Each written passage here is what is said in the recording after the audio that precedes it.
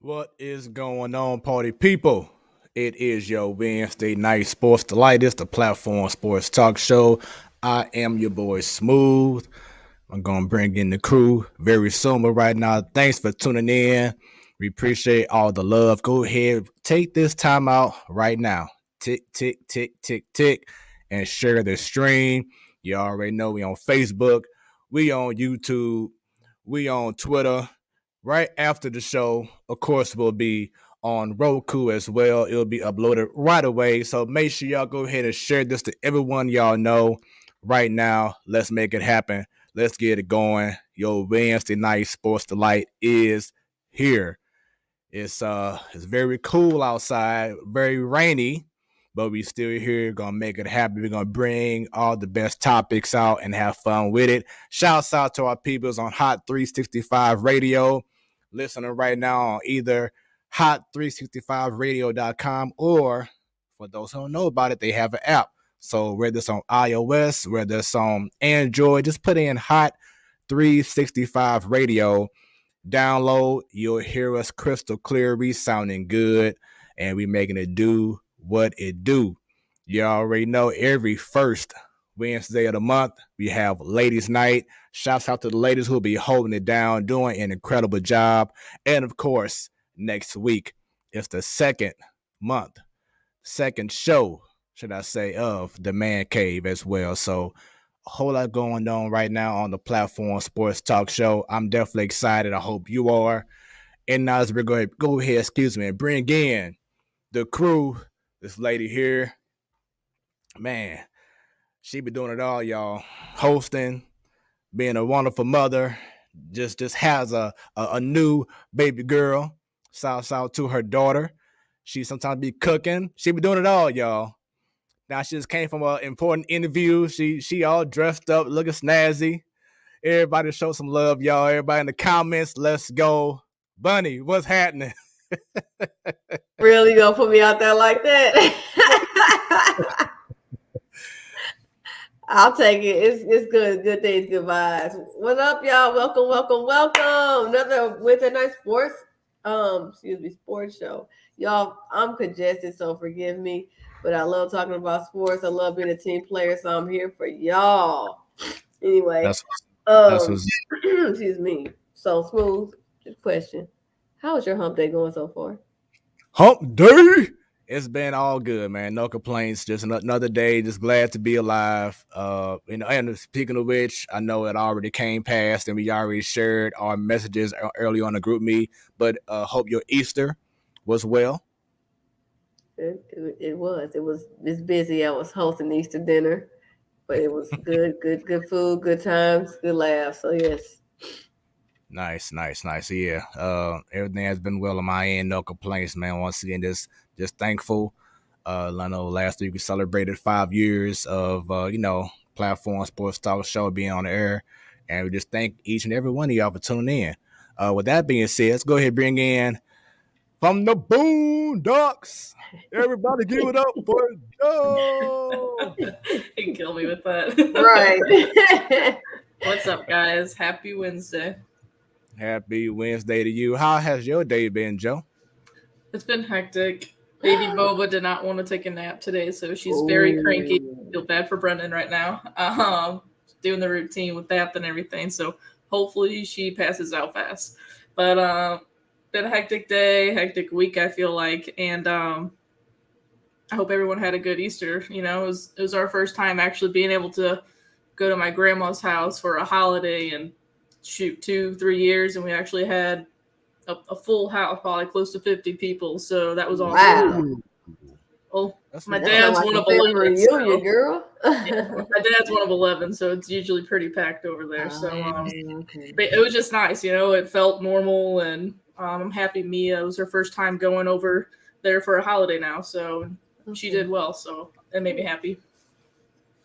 And I know just seeing baby Bova, it amazes me just seeing her growing up so fast. I know it touches you and Brendan.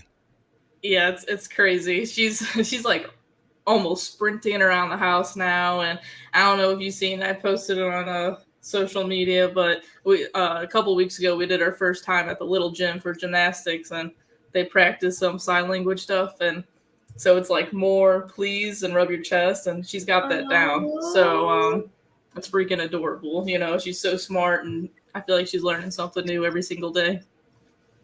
Man, that's a beautiful thing. And same thing with you, Bunny. You know, having Miss Sanaa. You know, it's been a few months now. How things been going with her? She's my little butterball. She's a little heavyweight, but she is wonderful. She is almost rolling over. She is pulling herself up, and of course, she's hearing her voice, so she loves to all of that now because she's learning her voice. But good times. I'm not ready for her to start crawling yet, so I'm just enjoying these moments right now. It's cool just being able to see y'all too, and y'all just have a glow talking about y'all kids and everything, you know. So it's just a beautiful thing. Let's go ahead and bring in the next guy on the panel. He's from St. Louis, of course. For those who don't know, Hot 365 Radio, he's from the Lou. But this man here, he's living in Orlando, Florida. Doesn't worry about no snow, just some rain every now and then, some cool breezes. But other than that, he's living the life. T-Bone Funk, what's going on with you, brother? What's going on, everybody? You switch your look up, T-Bone. Got the little smart specs on, I see. I feel like the Terminator with that light beaming in my eye like that. But that's why I don't wear mine. I know it's hard. I right now I'm gonna need them for a few minutes until I get adjusted. Mm-hmm. Okay. That's what's up, man. How things been going with you, and how was your Easter? Easter was pretty good. You know, we got a chance to spend some time together.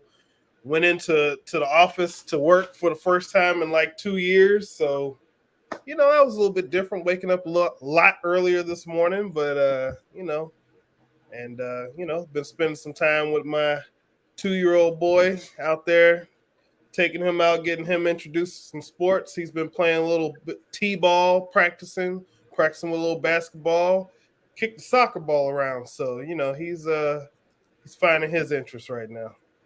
Nice. And shouts out to our faithful follower, Mrs. Williams, as she shows the whole crew some love. So Miss Williams. Miss Williams. Yeah, so and you see T-Bone, he was beaming, talking about his little one, doing big things as well. So it's a beautiful thing. Shouts out to my baby girl. Y'all saw her for a little bit, make a little cameo. Last week on the show, she wanted to get on, say a little something. So I'm like, all right, don't be all shy now. Then she get in front of the camera. Like, oh, why you want to be all nervous? Earlier, she talking about everything. She trying to sponsor our show. I'm like, okay. Keep that same energy, baby girl. And then she get on here. Camera shy now, right? They drive us crazy. I know Mia drives me crazy a lot, but I miss her when we put her to bed. I'm every day. I'm like, just go to bed. I can't wait for her. Then I'm like, I miss her. Let's go wake her up or something. But we don't. Don't worry, we don't. But I miss her. I'll be looking at photos over on my phone and stuff, and just stare at her on the monitor. She's just so cute and makes me happy. Yeah. So once again, so go ahead, T-Bone. I was just gonna say, meanwhile, every day I'm at home working, and I'm just looking at that clock like any minute. Dad.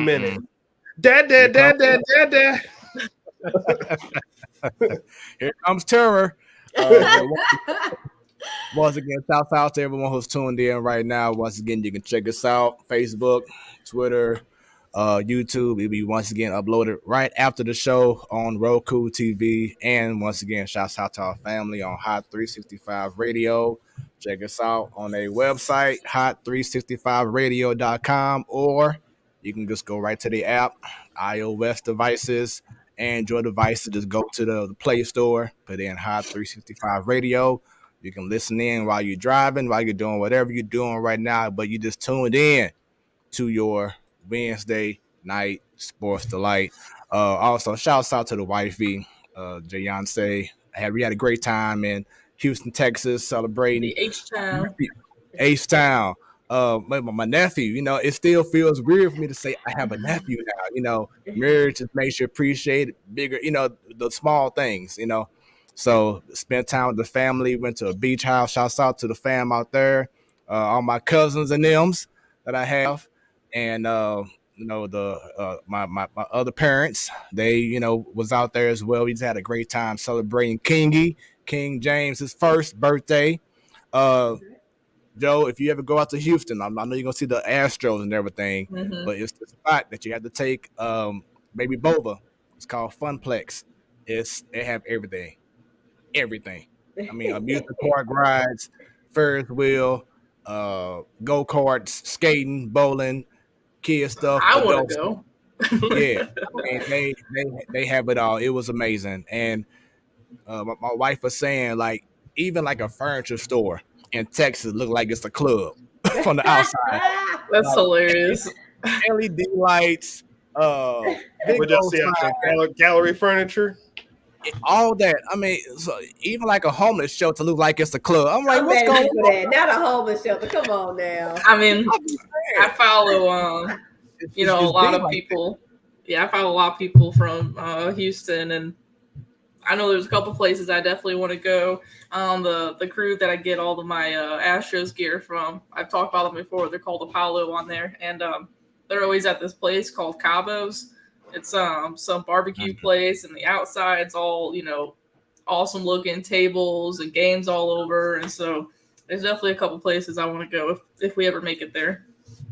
Yeah, you'll definitely enjoy H-Town. Now the traffic. You gotta learn how to drive, okay? You gotta learn how to drive. It's always traffic, day and night. My Lord. I think the white people were saying it's like 10 in the morning, and it's like back-to-back traffic on the highway, on highways, because you got this highway here, then you turn to that highway there.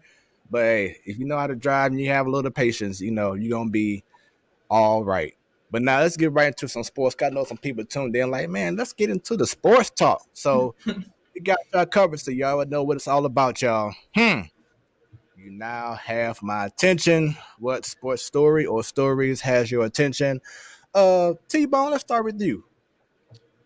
I mean, if y'all saw the chat this weekend, y'all probably know it's those St. Louis Blues that I was watching pretty much all weekend. I think I watched 3 games over the past 5 days or however many it was. So, getting a chance to actually sit down and watch the Blues for the first time in quite some time, it was pretty enjoyable with those games. Yesterday wasn't their day. But I had fun watching those games, and I'll definitely be looking forward to watching a few more in the future.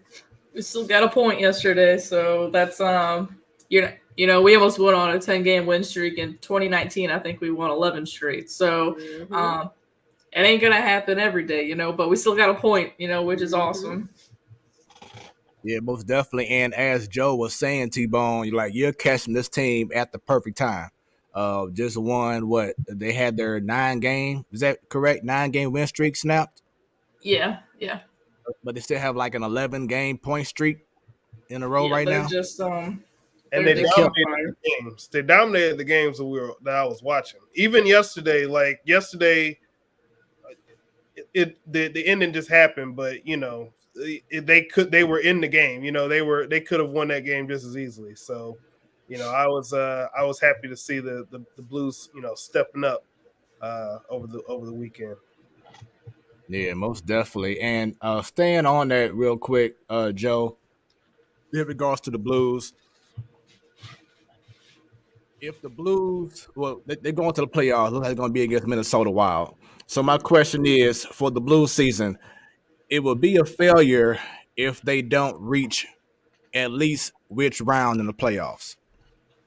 Well, I mean, I feel like any team's going to say if you don't end up, holding Lord Stanley at the end. But especially, going into the year, we had our moments like 2 months ago where like this team sucks right now. They're just not clicking, this and that. But beginning of the year, we were all saying, they're depth-wise, they're stacked. There's just 1 through 4, every line is good to go. And but like if it's not the Cup, 2 months ago, I didn't think they were going to make it past the first round. So second, third round, if they like go into the second round and go like 6-7 games, I would say that's a good year. But of course, we want to see the Blues win the whole damn thing. Right. Yeah, I'm very confident in this Blues team and how they playing. It just amazes me, like you said before last week, a few weeks ago, we thinking, man, I don't know. Like, are they even going to make the playoffs? Right. Literally, you said that. You said that. Yeah. There's something about Craig Berube, the head coach of the Blues, and how he gets those guys to just stay the course and just follow and listen what he's trying to tell y'all. And all of a sudden, you one of the hottest teams in hockey. You go it's ahead, not even deja vu, but it's very close to, like you said, Joe, from 2019, because that losing streak they had was pathetic, horrible, and then they did it up to 11 games, and of course we won the Cup that year. And 9-game winning streak is just as good. Like I said, we got a point, and the league is on notice because ESPN has the Blues ranked number 3 out of the whole league right now from their performance for over the last week. So they got everybody's attention now. I guess I'll just add on to T-Bone's, got my attention. I can do something else for mine because I had the Blues as them too. But yeah, like ESPN and SportsCenter barely puts anything hockey on their socials, and you're seeing the Blues on their socials. And one thing is crazy is we could potentially have 4 guys with 70 points on our team. Kairu's only 2 points away, but just 70 points, like the Oilers will always have Draisaitl and Connor McDavid with 100 each, and also Matthews will have over 100. But 4 guys with 70, that is a lot. And Jamie Rivers even said on the radio Friday, I can't remember, someday last week, that this might be one of the best in all of history, of Blues history, offensive teams. And even Anthony Stalter said, dude, you played with Brett Hull, so that's just how crazy it is right now. Again, everyone complained about the Nick Leddy trade. That guy's been amazing for us. I really do. Think that's one of the main reasons why we're winning games right now. So just hopefully everyone stays healthy and we can go on a deep run. And T-Bone, you want to add more? Oh, don't mind that ESPN thing. What I was about to say is, one thing that it made me even happier watching the game was noticing that all the commentators, which did something that normally doesn't happen for the teams that I have an interest in, they were talking about this looks like the team to beat. they're peaking at the right time. So, if you're interested in this team, especially if you don't get a chance to see them, it's like, oh, looks like we should be going to the Stanley Cup Finals, because I never hear, the commentators talk that positively about teams that I'm interested in. So that made it even better. Yeah, just hopefully they're not clicking too early. That was our thing last year with the Cardinals, is did they click too soon, and they made it to the playoffs and whatever. But I feel like that's a little bit different when it comes to hockey, because when you're rolling, you're just rolling. And like we said they last need week, this momentum to go try into the playoffs. They don't need to just try it and then step back and then go. No, we head to the playoffs hot. So you need to cool us down. We don't need to warm up. Shoot, like we said last week, Vladimir Tarasenko. What would we do without that guy? And remember, you were trying to with that trade. Just this time last year, we were talking about, man, he ready to go. He don't want that trade, and I'm like, please tell me he doesn't want the trade anymore. Please tell me the Blues are not shopping him around. And now apparently he's telling teammates, this is it. This is where he wants to end his career at. This is it. I was going to say that, Joe. I'll say he would be a damn fool if he want to go somewhere else. Because look at him, Thomas, and who else is on the line right now? Booch. Yeah, there we go. That line has been, first off, Tarasenko has been pretty much the best player in all of hockey over the last week or two now. It's just the NHL first star this week. Yeah, and that line itself has been like the best line in hockey, as productive as they have been. He would be a damn fool to think, you know what, let me still test the waters and go somewhere else. No, everything you need is right there, because the team is building on something special. And Army's going to take care of you, and he's going to build the team even more. Like we might lose someone next year because, hockey and their – I just hate how hockey and their money situation always goes. But, we might have to lose a familiar face next year to keep guys like Kyrou and Thomas. But I would be so upset if we lose Perron for a third time. I mean, sometimes you gotta give it up to get more things going. Like, so for instance, do you think there's an opportunity to still get Brady Tkachuk next season? I don't know, man. First off, that's like a dream. Not even a dream, like something else. I don't even know how to explain what that would be. A fantasy. There you go. That would be a fantasy. But a lot of things would have to go right. I can honestly see maybe Parayko going. He's got a big contract, and see if you can maybe get another defender cheaper. But I don't know. A lot of things would have to go right. That's for sure. And like I said, you have to pay the kids like Kyrou and Thomas, and so we'll see. Shoot, you know what? Maybe Bennington gets traded this offseason. I was about to say that too. That could be definitely a good piece. So stay tuned on that. Bunny, what about you? What has your attention? Oh, St. Louis's very own Jason Tatum has put the league on notice. That was a hell of a game he did a Sunday with that game-winning layup. Yeah, this last month and a half. Yeah, the last month and a half, he definitely has been showing out right now, which is going to lead to one of my segments coming up very soon. But he definitely has been showing out. And even like Stephen A. was saying on First Take the other day that he is definitely a top 10 player in the NBA. He's trying to claim it, and he should have done this last season, but definitely this is his team. Oh, yeah. He's showing up now. This is your team, Jason. And they had different players around you. I think I said last week, they were just trying to trade or break up him and Jaylen Brown at the beginning of the season because nobody saw them going anywhere. They were barely being 500 even last season in the playoff. It was not looking good. Now it's like they are hot. Like they are rolling. Not just off this first playoff game, mind you, though.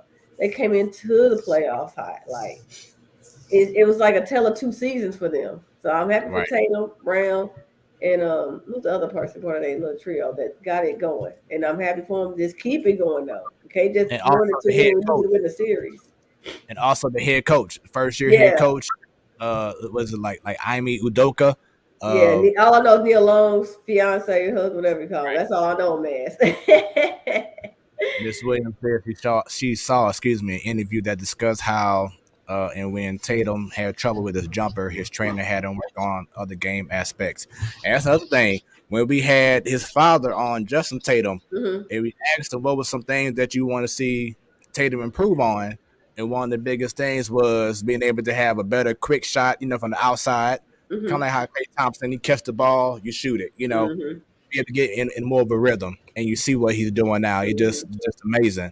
And Miss Williams says, so now that his shot is back, he has that plus the other things he developed. Yeah. And he also one of them guys that he's also one of them guys that has that Mamba mentality. He learned from Kobe, and he's starting to really show being ruthless. His body is filling out. I mean, he's looking amazing. He's like, what, 6'9"? Yes, he is, Fred. He's hot boy list. Oh, God.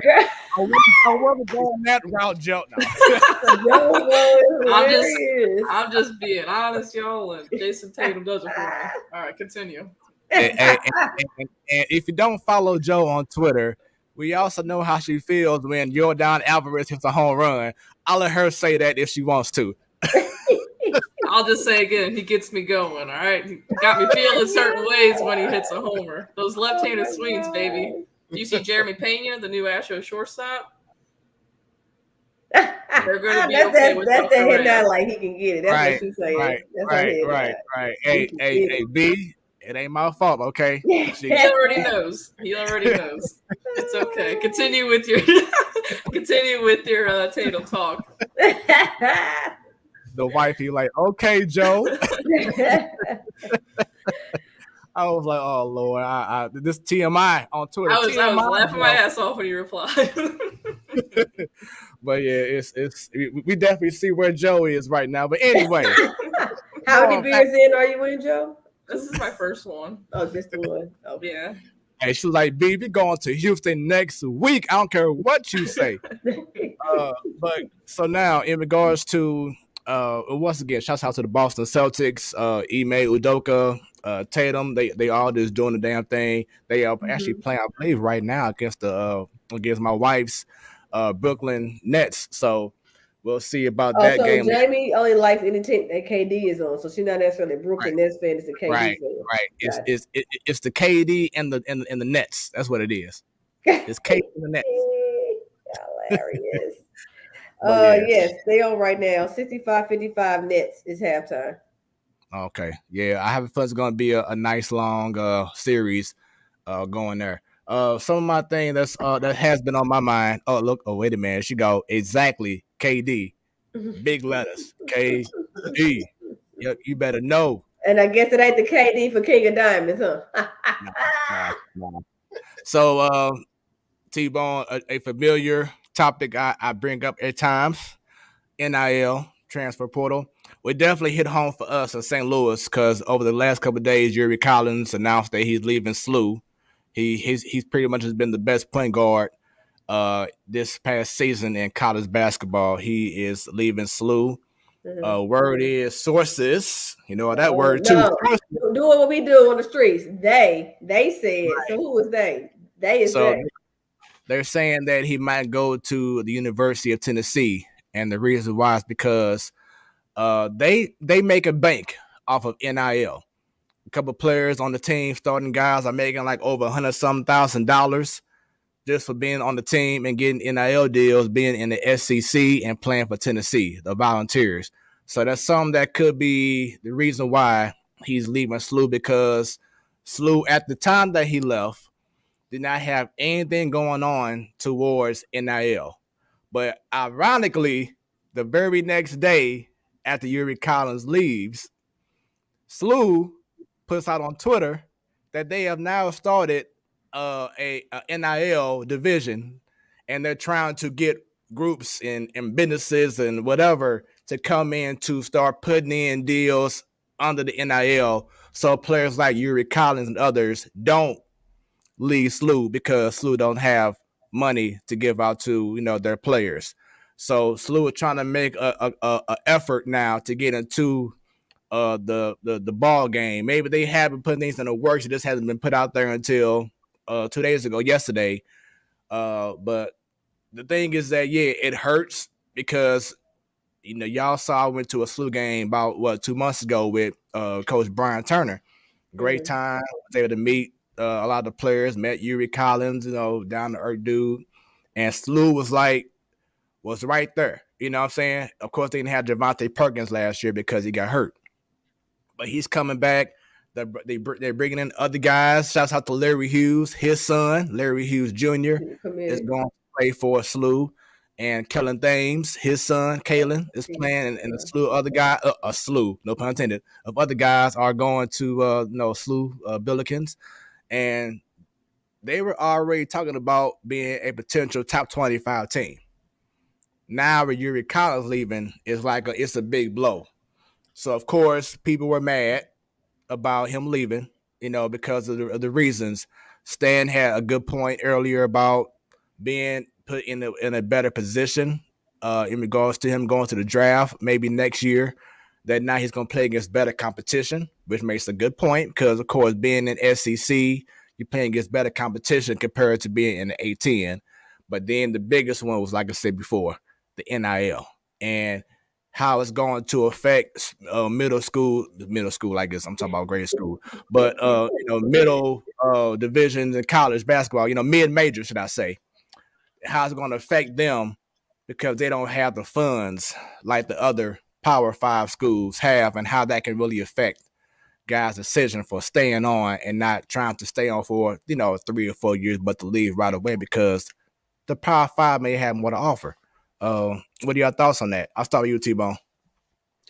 I mean, isn't that basically what I said would be the consequences in the first place? Would be that schools with lesser money would be affected with that? Mm-hmm. Yeah. So, I mean, but also, I also look at this from the player or business side of things. He led the league Assist. He led the assists, right?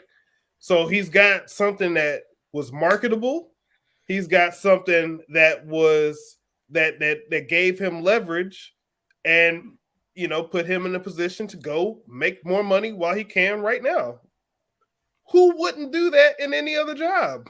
Like, I mean, again, as much as we all like to look at college sports and look at it as like, okay, this is pure sports and pure competition. Like I said, the minute that they did the whole NIL thing, like that pretty much made all that go out the window. It's a business, and people are learning to make better business decisions. And yeah, as much as I would love to attend SLU, please, if you're listening, anybody out there from SLU, that law school looks pretty good out there. I'd really like to be a part of it. But anyway, but when you look at SLU, like just look at the facts. Did SLU make the NCAA tournament this year? Nope. No. You just said that they didn't have anything in place for the NIL at that time where they were actively involved in it, right? Mm-hmm. Correct. So if you're marketable and you say, wait, I have something that sets me above everybody else, I want to be in a position to capitalize on that, on what my abilities. Who can fault him for that? Like anybody would do that. And Bunny, I know you had your hand up earlier. Yes, so spin-off, but still on the subject. So y'all know, or if you don't know, the Villanova head coach, men's basketball head coach, Jay Wright, announced his retirement today.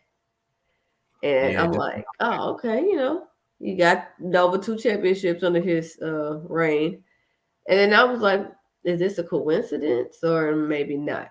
So you got Wright retired, Williams retired last year, Coach K retired this year. These are, coaches that have been around for well over 20 years of the game, well over phenomenal resume. But because of the NIL coming to be, and I know Coach K spoke out against it, but now that it's coming out, are they like, yeah, I don't want to sign up to be doing that side of this business anymore? And I say business because T-Bone, you're saying once NIL hit, it was going to be treated like a business. That's the thing. NCAA, specifically these money-driven sports, football, basketball, it's always been a business. Hell, we take it a step further. Take NCAA out of this. High school, some of those sports, it's business. If you put more money into your sports than paying your professors or then offering scholarships, full ride scholarships. Yes, sports is a business. I don't care if you call them amateur athletes or not. So add NIL to it, like you said though, T-Bone. Yeah, they should get paid. Who does not want to not take advantage of somebody offering some money? Now it's a shift with the coaches. So now you got the new coaches that got to learn it, already know it, or at least they won't be getting fined by the NCAA because I don't care what you say. Blue bloods are not squeaky clean. They just know how to pay out the right people. Here nor there. I think it's fine because if you take an athlete that's not playing athletics anymore in college, a regular college student can transfer to another school with no problem. A regular college student can make money from being a social media influencer while in college. What is the difference? Because you're playing for a team, a school. And I know I'm not a coach, but yes, you would like to have the same nuclear people for a couple of years at least. And then you get the new players for a couple of years. You know, you want to know your roster. And you have coaches complaining about the transfer portal is like death to that sport. And not necessarily. It makes it more challenging if you're not sure what your roster's going to be the next year because somebody's transferring, like Collins. But, you know, like if you were the regular worker at a company, you got to look out for yourself. At the end of the day, no matter how good or low that company is, if you have a better opportunity, go take it. Look out for you because that company, that school is looking out for them. They say they look out for you, and maybe they are. But we all know it takes one thing to go wrong and you out there by yourself. So look out for you and put a bet on yourself. So yes, if you need a transfer, look out what's for you. And another thing, T-Bone and Smoooth, for I told when people take scholarships their freshman year at this particular university and they tend to transfer, it's not necessarily an issue with the coaching, the staff, or the culture of the school, but it's also that almost like what Coach was talking about, you know, not necessarily NIL, but the exposure, but the competition. Y'all know that you know how to find your competition, and if you wanted to, you don't even have to go to college to get the exposure. You got G League, you got other little unofficial minor leagues for basketball. We're in a social media world. Nobody goes under the radar too much now. I mean, how do you think they find the players from Europe and bring them in the NBA draft? It's not like any, mini, money, mo on a map. No, somebody's been scouting and looking. They are found. We may not know about them over here, but there are scouts and eyes everywhere, from the North Pole to Antarctica. There's somebody scouting somebody, and the next best thing. Okay. You know what though, with the G League, do you think that I still think that no matter what, the NCAA is always going to be the best option for being seen. People the G League obviously exists, and yeah, the most technical professionals probably do look at it to see, you know, how people are progressing. But the best way that they're going to get noticed is going to be the NCAA. I just think that that's always going to be the case. And who is they? Because again, some of the European players are not playing NCAA ball, and they're still getting drafted from over there in those Euro leagues and playing international ball. And like the draft from what year is it? 2022? Was that the draft from 2020, 2019? In the top 10, half of them weren't even from the U.S. Right. I think that that's different though, because if they're already over there, like how many American players go over to Europe and get drafted from Europe? I don't know. I mean, do we? Most of the people who come into the NBA that's from the USA pretty much do it coming from the NCAA, right? Mm-hmm. I mean, my case has always been, you know, talking about whatever playing players, whatever. Even that argument, the hypothetical of the universities eventually paying players to pay for them or play for them, like the universities are the best marketing that a player can get because of the exposure, especially if you're playing in those, you know, the SEC, the biggest leagues that they have within the NCAA. Okay. Yeah, when you're there, that's the best marketing that you're going to get, because that's where people think that the next breed, the best of the next players are at. Like the people who are in the G League, I don't think that same perception, you know, lies. Some of them have gotten to a place where we know who they are, we know what they are. They're pretty much going to be destined to be in the G League. But the NCAA is where they're going to pick out who they think the next best prospects are. And like for instance, just to compare a little bit, G League, you may get lucky to find a team on NBA TV.com. I mean NBA TV, or if you have like you have now T-Bone with like ESPN Plus. You know, you may get lucky to watch games like that. Where in college you're going to be on Channel 4 or ABC or ESPN. You know, Fox Sports or Fox whatever. So the exposure, as what I'm getting that you're alluding to, T-Bone, is just that much greater coming from the college ranks. Yeah, that's why I always said that the argument that people have where they think that players should get paid, I always argue that the players really benefit from the marketing that they get from being on those teams. Like to me, that's an even trade. You're going to school for free, whether you're planning on graduating or not. You're going to school for free, and you get the marketing. Where imagine if you weren't in the NCAA, what type of money would you have to put out to be able to show yourself competing at the highest level against other players if you weren't in the NCAA? But my thing is, you said because you get the marketing for free, so should they get paid? That's fine. However, marketing is not or if that is the reason I'm getting paid, I'm producing all this for you. My teammates are doing this. We don't all have to be well known, but the team collectively is adding dollars to the school and we're not reaping it. It's only because of us, meaning a teammate or team, exists that's on the screen because we're doing the labor, not you. And the fact that my mother and father names their child, they should own that right to that name over NCAA. Who are they? They weren't there all them years before you got to college to help raise you and stuff. So why do they get to own the name of the school? That's crazy to me. I never understand. I said all these years, I'm finally, spread my bang gonna pop out because of the NCAA, how I feel about it. I already see it right now.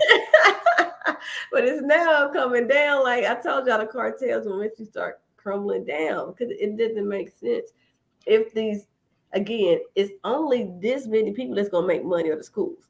Because I don't know if y'all know, in the NCAA Division I, specifically basketball, men, women, it's like 330 schools. Out of 330 schools, we only could talk about 60 of them on a regular. Because you think March Madness has 68 teams and like at least 8 of them people never know about. So it's still not that many schools that's reaping the benefits of what we see for the TV contracts and stuff. But the schools that are trickle that money down to the people who's making y'all be known and famous and letting y'all be a blue blood. That's all I'm saying. The problem with that is that whatever rule you apply to, let's say Kentucky or Duke or North Carolina, you'd have to apply to Appalachian State as well. Like you can't just say, well, you make a lot of money as a college, so we're going to make you pay these people. But you over here that doesn't make a lot of money off of college sports and TV rights, we're not going to make you pay. That you wouldn't be able to do that. But you say that, but what does the MLB do? Revenue sharing. So when you got these teams that's entering the season, knowing they're not even going to get 20,000 people in their stadium, and let alone have a winning season, yet they still get extra money. Is that fair? But they're on TV, though. They're still getting TV rights. They're getting TV rights, but there's revenue sharing also, not just from TV rights. Some other teams, everybody got to pitch in. Okay, but with that logic, you would have to give a revenue split to every single college in the NCAA. It's okay. The NCAA sets the quote unquote rules, but everybody's conference has their own rules too. So the NCAA is technically just the middleman. They're the one that gives you your marketing, so to speak, some of it. They're the one that give you, okay, let's set up these TV deals. They give some of it, but the conferences get their say too. Because otherwise, it would be a whole uniform of everybody on the same page, the same ball, the same sponsorship for your uniforms, and which is not happening. It's all on conferences.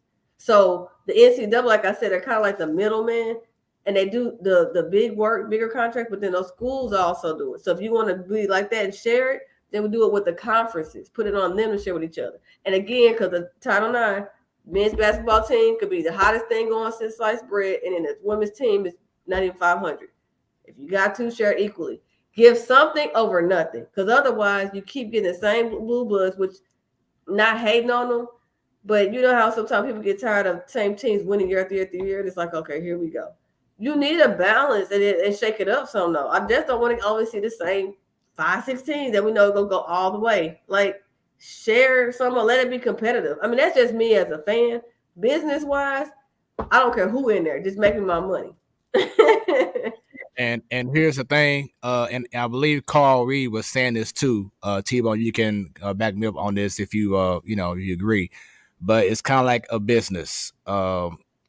If you and T-Bone, y'all work at the same job, I'm gonna just say Sprint, okay? And y'all both had work in the same department. This is what NCAA is doing. This is what the NIL is all about. Because you brought up how they should have like team, because you a team and we're bringing the revenue. How they should be holding it down for the team. But this is what the NIL is doing right now. Is if you and T-Bone have the same exact job title, y'all may work one desk over, kind of like how me and Joe was, or back then. But if you are doing more of an exceptional job than T-Bone, do you feel that he deserves the same exact bonus that you're getting? You're saying, do I feel that way? No, Bunny. Do you feel that T-Bone deserves the same exact bonus that you just got, but you've been more exceptional than T-Bone? It depends, because I've been there in real life. Straight up, I was the best in my group, and we all got the same bonus though. And then I've also been on the other end. I've also been on the other end where bonus is off of performance. So in comparison, do you feel when Zion was in Duke, do you feel that he should have got the same endorsement as someone who barely plays at Duke? Okay, from a business perspective, I'm not going to do that. I'm only going to go who knows who gets the hype. Now, I said team, because when I said team, specifically with mid-majors, people don't know the name sometimes. Like I mentioned Nova. Nova, technically, Big East is not mid-major conference, though. They're big. But Gonzaga, right? Zaga's mid-major. Now, y'all may know a couple of their names because, of course, with ESPN or USA bring out polls, you see the team. Let me see who's on that squad. You get a couple of them, but overall, nobody knows the individual's name. But you know, as a team, they're the bomb pretty much year in, year out. So the team is still making that school their money. And do people know the names? No, but you have a right as an individual make your money too. So both ways.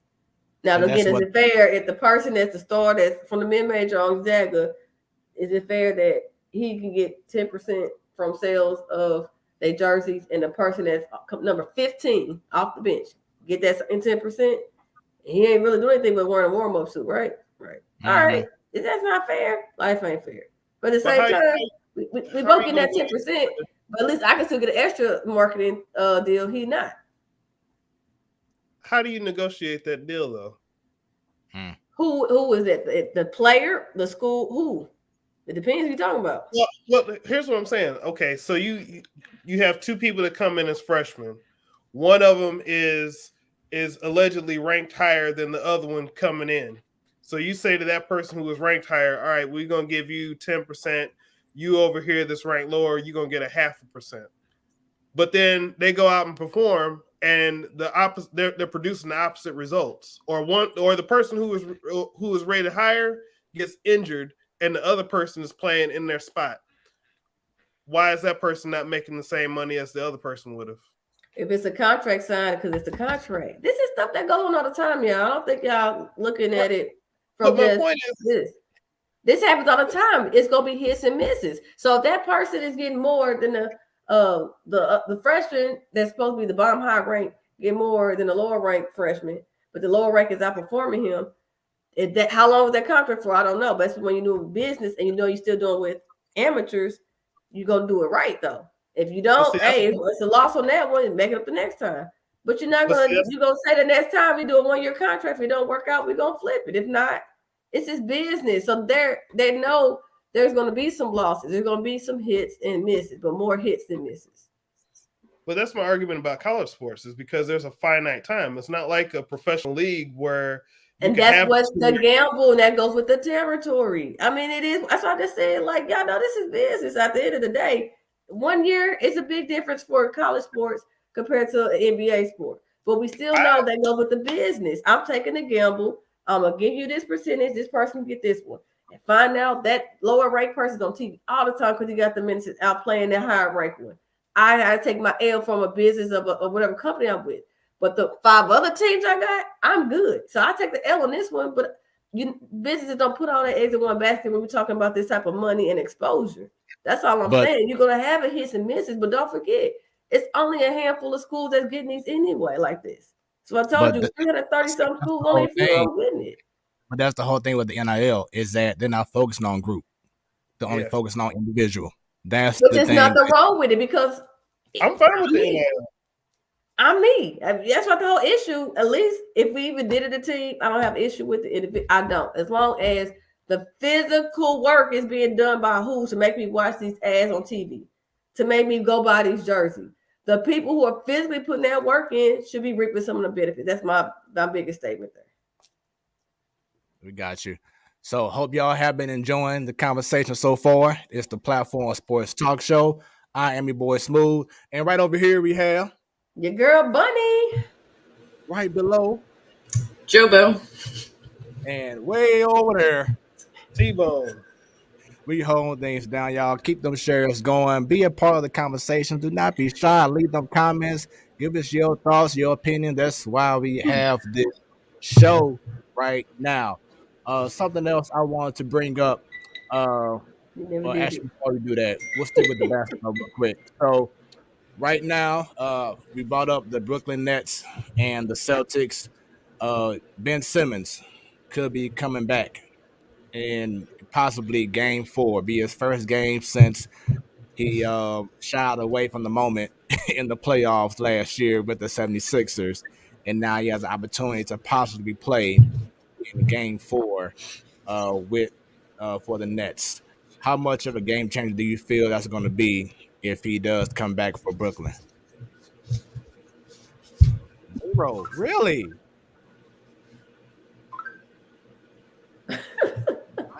I'm shocked on that, Bunny. Why you say 0%? A year. The last time he stepped on the court, basketball in his hand, and he was in competition, it was been a year. Now, he's been doing stuff leading up to getting ready to go, but I don't see him being an impact right now. Y'all know it takes a few, not even games, sometimes a couple of weeks to get in a good rhythm. And you talking about for some people coming off of injuries, he's had mental injury and he's had a back issue. I don't know what kind of impact, but I don't think it's going to be anything right now. Ask me about this next season, but even if the Nets go forward, I still don't see him doing a lot. I'm sorry. T-Bone. I'm not too familiar with what happened with him last year because I wasn't particularly watching, so I had to sit this one out. You ain't missing nothing. Don't even go to me, Fred. I know. I already know, Joe. I know the name, but Bodie made it seem like it was, mentally and physical. So maybe 0, just like Buddy said. Yeah, I mean, they say he's in a much better place. I knew that he had to leave Philadelphia after what he did. He just not built to be the kind of guy to. You already shied away from the moment by playing scared last year, and then Philadelphia fans went against you. And it wasn't no way you was going to come back to Philadelphia after that. So that's why he got traded. But they say he's been, doing this thing, doing 4-on-4, 5-on-5 activities and practice, and he's ready to roll. I feel it's going to be huge, depending on where they are in the series, though. But I will say this. I said this last year. Like 2-1 or 3-1 and come back. Simmons' issue is self-inflicted. This is 2022. Yeah. He was doing this stuff in 2020 pre-bubble. He was doing this stuff where his game didn't evolve. I said that from 2 seasons ago. I'm like I was talking about Zion, because I said I see Zion's issue now. If he had his injury this past season, you can be the one that dunks, or you can do this after so long that doesn't work in his legs. If you want to evolve, you got to get a jump shot, or you better, if you're an offensive player specifically, a jump shot, if you got to do a stretch form, you got to be versatile after a while. Just doing the dunks, and it's not going to cut it. And so with Simmons, for him to be all the hype he got, he at first backed it up, but then he just started not being stagnant. I'm like, you got potential. Everybody sees it. So why are you stagnant? Don't give up on him yet. But I'm just saying, from 2 seasons ago, you didn't do too much more. And then look at how people gave up on Randall. When Randall got injured, and then after a couple years with the Lakers, they shipped him to the But the Pelicans to New York, and now he's thriving. It's like sometimes people need a breath of fresh air, and that can happen with Simmons. But he still needs to work on the game. He still has to do better. Now I will say this. This is why I feel like he's going to be all right.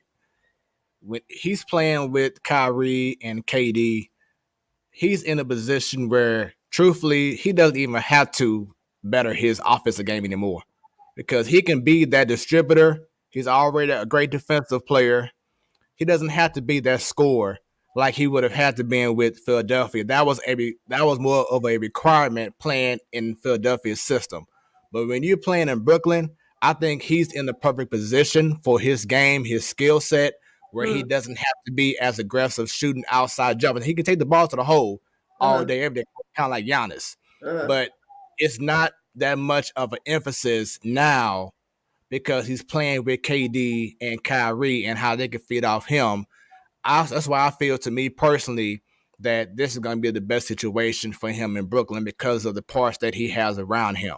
He doesn't have to be that focal point and shooting outside jumpers or shooting a three-pointer, He can just go to the hole, or he can attack and set up Kyrie and KD. They can play off of him. So I feel it's going to be a very big, should I say, for Brooklyn if he does come back. But, we'll see, because at the end of the day, it's still mental. Like you said, this is self-inflicted, but we got to see how he is mentally. But, I look forward to it. I'm definitely intrigued. T-Bone and Joe, if you are a GM and one of your players demands to get traded and you pretty much have no choice but to go ahead and make something happen, would you decide, if you are a GM, once again, would you want to trade that person to the worst team in the league? No. First off, it all really depends on what you're getting back. You know what I'm saying? Like, if you're just doing it just to get him out of there, then that's one thing. But what if you generally like the guy? You know what I'm saying? Like, you don't want to put him in a bad situation. So, I mean, I don't know. I wouldn't want to do that. If we're saying he's going to get traded, yeah, my thing would be getting the best value of whatever I could get. If I can keep him out of my direct, if he's a great player or something like that, I want to keep him out of my direct, path to a championship. So keep him out of whatever division or whatever conference I'm in. Those would be the second and third criteria. But the first criteria would be to get the most stuff that I can get in return. And the reason why I bring it up, because I know this his home to you, T-Bone, but today Debo Samuels from the San Fran 49ers announced that he wants to get traded. And, you've been hearing this a whole lot over the last few years. Someone not being satisfied with their role, or whether it's a contract issue, and I want to be traded. And I know it's something going on with Baker Mayfield, in Cleveland, how things kind of just got crazy. So these guys are demanding trades. So it's like, well, okay, yeah, we'll trade you, but you don't just assume it's going to be to where you want to go. Kind of like what's pretty much happened with Anthony Davis and the Lakers. Just depends on what you get back. Like, I'm not going to trade someone who has potential to be a great big star for nothing.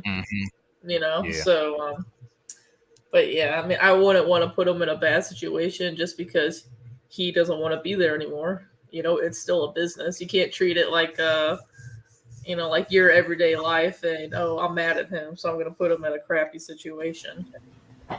Bunny, how about yourself? Oh, I'm sorry, go ahead, T-Bone. I was just going to say that in that scenario, especially if you're talking about the NFL, the best scenario would be send them to the NFC East, because none of those teams have a chance. They're all going to cancel each other out. They're the most competitive, least competent division out there. So. Wow! Wait. The most competitive, least competent is what you said. Which means that you ever seen those sitcoms where two people are playing pool and can't neither one of them hit the ball in there? Like, they just be playing for days. That's the NFC East right now. So. Oh wow. Okay. Interesting. Bunny, what about yourself? You a GM and the player tells you, "Hey, I want to be traded." Would you want to see about trading to the worst team in the league? or like what Bunny and T-Bone Peter was saying, just kind of doing what's best to get better assets. Best to get better assets. I'll take the personal side out of it. Usually, GMs will tell you it's nothing personal, it's just business. Sometimes it's personal, but me stick to business. Let's blah blah blah blah. What's best for my organization? This organization is paying me to make moves and to look out for the future of the organization while I'm there. So look, what's best? I want the worst team. Unless the worst team is giving me some dang on good draft picks or money or something that is too good to turn down, then shop around for the best deal. Miss Williams says harsh T-Bone. I mean, think about that division. You got the Guardians of Cleveland Guardians. No, not the Cleveland. What's the Washington? The Commanders. The Commanders. Right. So you got the Commanders, the Eagles, the Giants, and the Cowboys. Which one of them teams has had the best chance? What, the Eagles when 2016? That was the last time. The Eagles went to the playoffs last year. Somebody had to. Like, tell me how you really feel. Just because you make it doesn't mean you're like, great. What was their record? Probably like. Now, think about the Cowboys did win the NFC East, so they did have a nice record. It wasn't like dominating, but they did have a nice record. They added a playoff spot too. Right. How far did they go into the playoffs? Not that far. Uh-oh. So now I didn't like that comment. Right. Harsh T-Bone. She gonna come for you. She said, there she go. It may be true, but it's still harsh. Love it.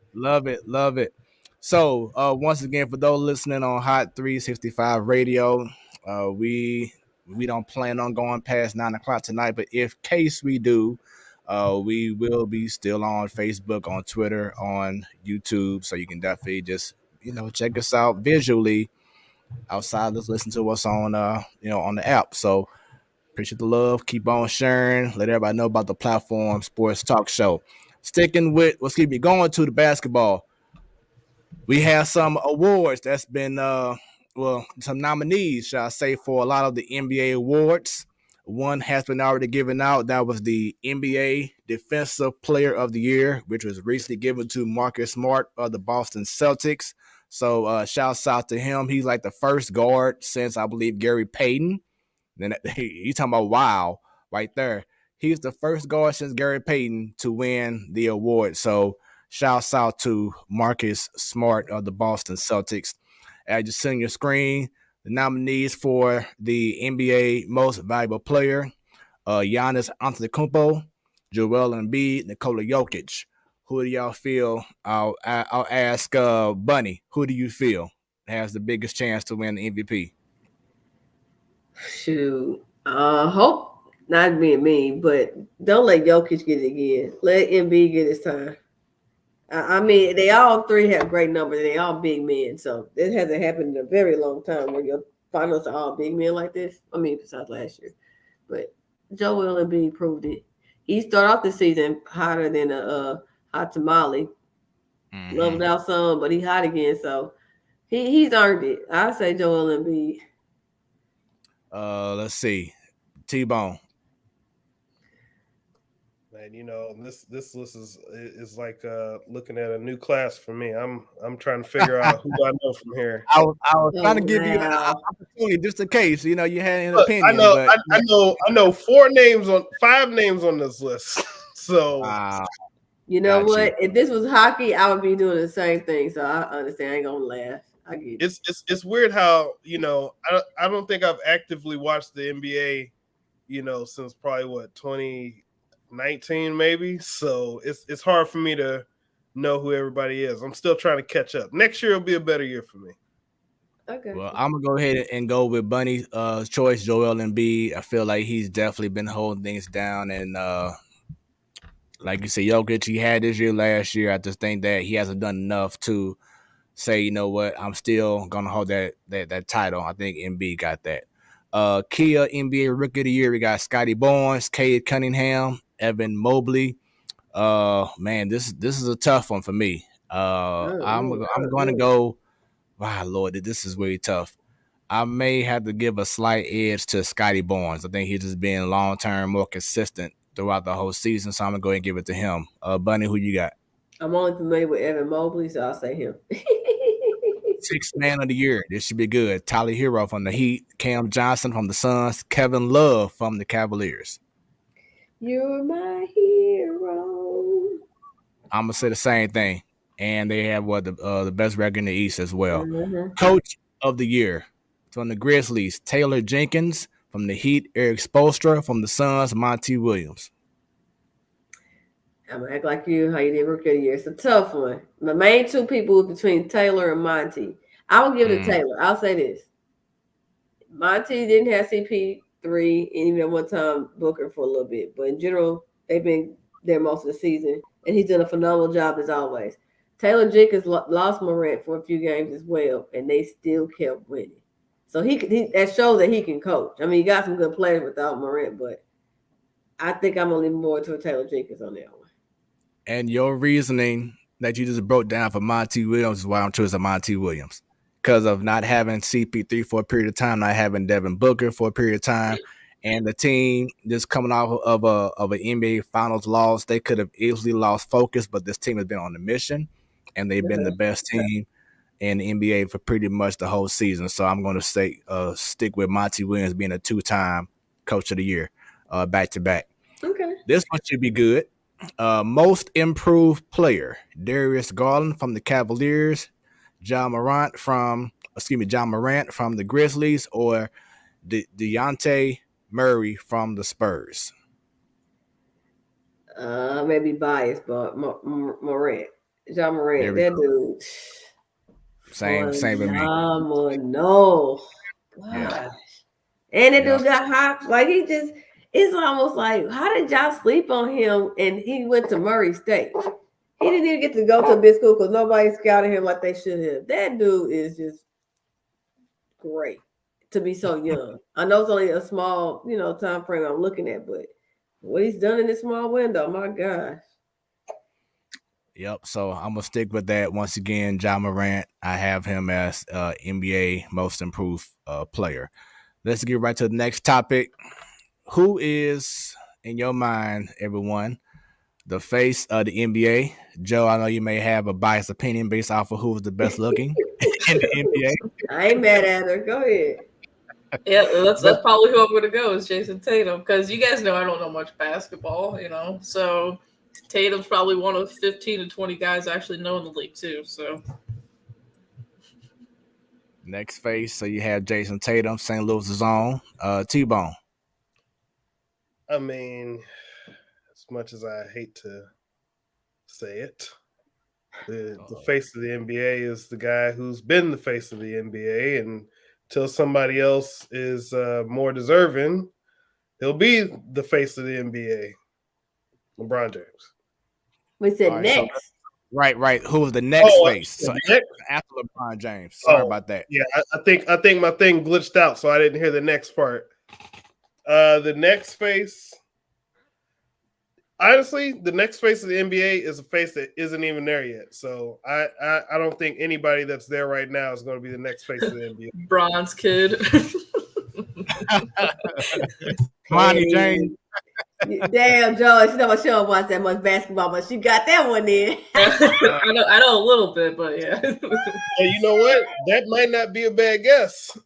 I mean, because there's a whole narrative right there. He comes into the league, especially if his dad is still playing when he gets into the league. He's passing the crown over to him. Who's going to be the person to take that crown? Everybody's going to be watching to see how he does over his first 5 years, most likely. So I'd say he might not be the long-term face, but he'll be a transitional face of the league. Now that's a new phrase, transitional face. Okay. Bunny. I'm thinking who I just said for most improved player, Morant. Tell me that dude is not. I mean, we're not even in a Memphis market here. Memphis is a smaller city than St. Louis. And for them to be a small market team, they're always in the news cycle for NBA, from ESPN highlights to, news reports and all that. He is the next, I'm telling you. He's a couple of years younger than Tatum. So I still see more him than Tatum, but I hope it is Tatum. Just being biased local person, but I can see him being Morant too, though. And it's crazy because he came out the same year as Zion, and everyone was, and that's the reason why, Bunny, you asked why people weren't tripping off of John Morant because Zion came out the same year, so they already had Zion as that next dude, and of course of injuries, John Morant has just taken the lead by storm, especially this year. How he just accelerated the Grizzlies from being in the play-in to being a number 2 seed in the West. And I had to agree with you. I was very close to saying Jason Tatum. I wanted to so bad. I mean, he still could be. It just, like I said, just our opinion. But I just felt like John Morant, he's very marketable. His personality, the way he plays the game, how he just so energetic. It is something that he wants to get behind. And I feel like he's going to be the face of the NBA, the next face of the NBA. And this is no shot at Tatum, no shot at. I even like Anthony Edwards from the Minnesota Timberwolves. I like his attitude, his game. He's very energetic, very funny. Guy that loves the media. So he loves to embrace everything. Giannis, we know how he is, great player, etc. But I just don't see him as being that marketable guy that the NBA want just back, like that. Of course they want to respect him for being an MVP player and winning championships the whole nine. That's perfect. But I don't see him being as that face. I can definitely see John Morant being that guy.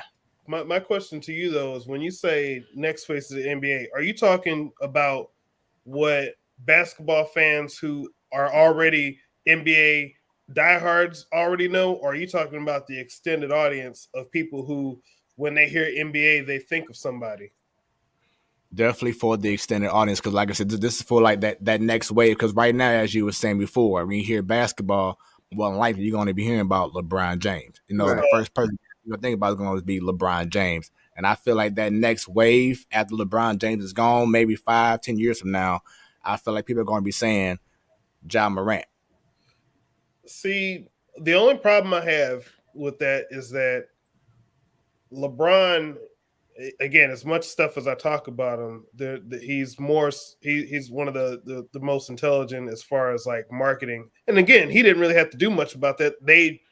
He was destined for that based on his high school and everything. But like with him, there's so much oxygen that's taken up with LeBron James that it's hard for anybody who's coexisting in this time frame to get the momentum necessary to become that face. Because even if you look back a few years ago, Steph Curry had an opportunity.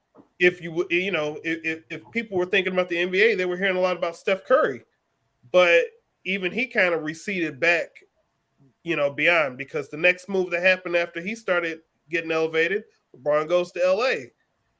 I don't think that there's anybody else who's currently around that's going to be able to take that and be able to run with it after the fact. It'll have to be somebody who comes, while he's gone. Like, think back to when Jordan left the second time.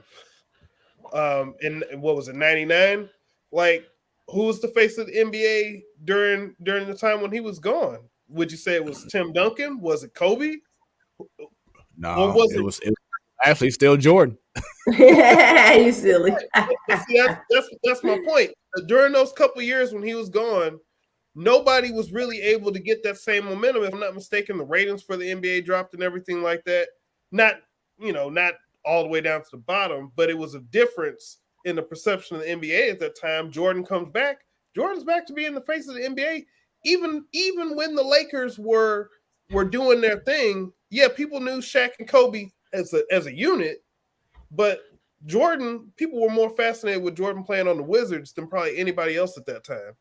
So, but also people, even though he did retire from the Bulls after that season in '96, people still had a feeling that he was not done yet, and that's why I feel he was still the face during that time. Once LeBron is gone, he's gone. He ain't coming back. Yeah, but I think that he's one of those people that even different from Jordan, because remember, Jordan's time in the NBA was what, half of what LeBron's is? Something like that. So when you have that name and that face that's etched in like that, if he played with these other people, they're not going to be able to get that oxygen out of his name. He'd probably be the face of the league, even if he's not playing. That's why I say Joe is probably right. She probably accidentally came on it, but his son is probably the next person who's going to be able to take that mantle because he's going to be back in that and he's going to be behind it. They'll be interested in that dynamic of, oh, is the son going to live up to the father, even if he's not the greatest? It's there's a narrative that they can already put in place with that. And whoever his rival is probably going to be the actual next face of the NBA. And if that's the case, he's gonna have to be great. Like he can't just be just some okay guy. Kind of like, for instance, not saying he's a scrub, but like Austin Rivers from the Denver Nuggets. You know, his father is Doc Rivers. People aren't saying, "Oh my God, Doc." Austin Rivers. No, Bronny can't be in that same boat. He needs to be like. But that's why I said it's going to be a few years where people are going to be tracking him. People are going to be interested to see how he does, to see if he lives up to it. That's why I said he don't necessarily have to be good, the greatest for those few years, but people are going to be looking because the first year, let's say he doesn't make the playoffs, people are going to be like, oh, well, it's his first year. Then they're going to be trying to see, does he make progress?